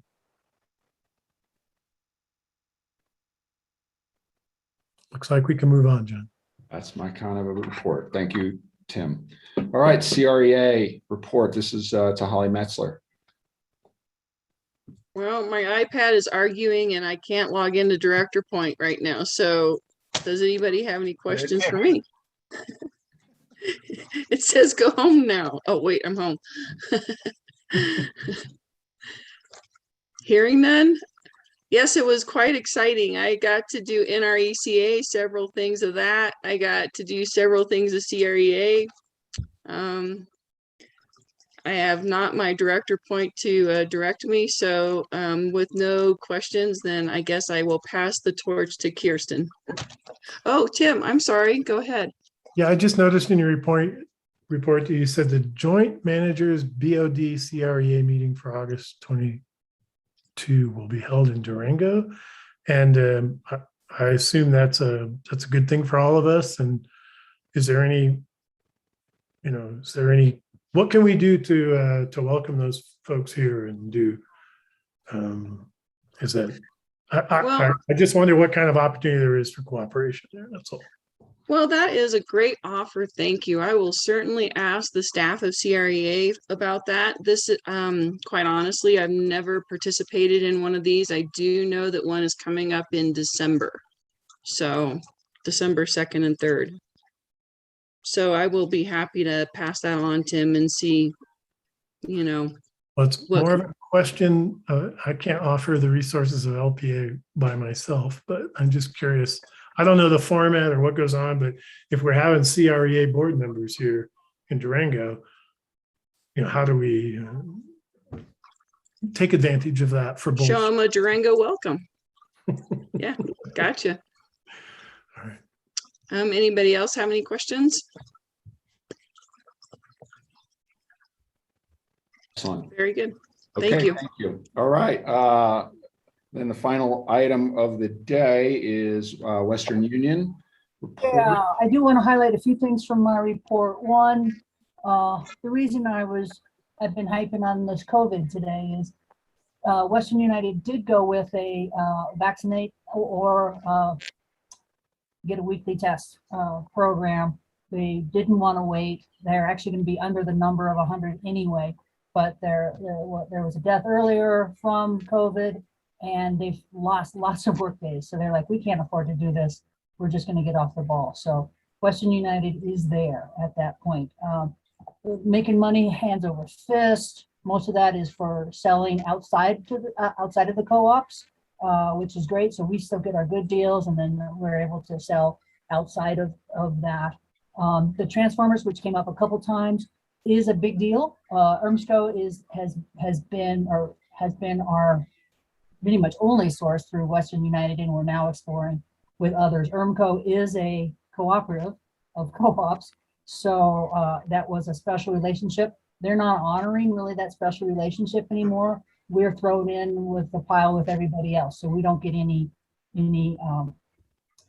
better treatment or up to the head of the line because we're a co-op. So it's one of the reasons that we're looking at more. And those are it. Oh, other than that, I'm the interim bylaws committee chair, and I hate paperwork. So there you go. Irma. No good deed goes unpunished. I know. Okay. Well, thank you for that report. All right. Well, that comes up to the end of the board meeting items. We've had a long day, so normally we might dilly-dally for some informal discussion, but I think I'm just going to go ahead and adjourn the meeting and say thank you guys all for your time. It was a big, important month, and we have a lot of work to do in November and December, and I'm excited to see where LPA continues to go. We are in a really nice place right now, and it's exciting to see the progress. So congratulations again to Jessica and the staff for making it this far, and I appreciate everybody's support. Thank you very much. Have a nice evening. Thank you. See you guys at the town halls. Oh yeah. I'm excited, Dan. It'll be fun. I hope you are too. Oh yeah. Okay, good. I'm glad to hear that. Hey, thanks you guys. Thanks all you lovely people. I really appreciate all your work. I really do. Yeah, Thank you, for Holly. sure. See ya. Yeah, take care.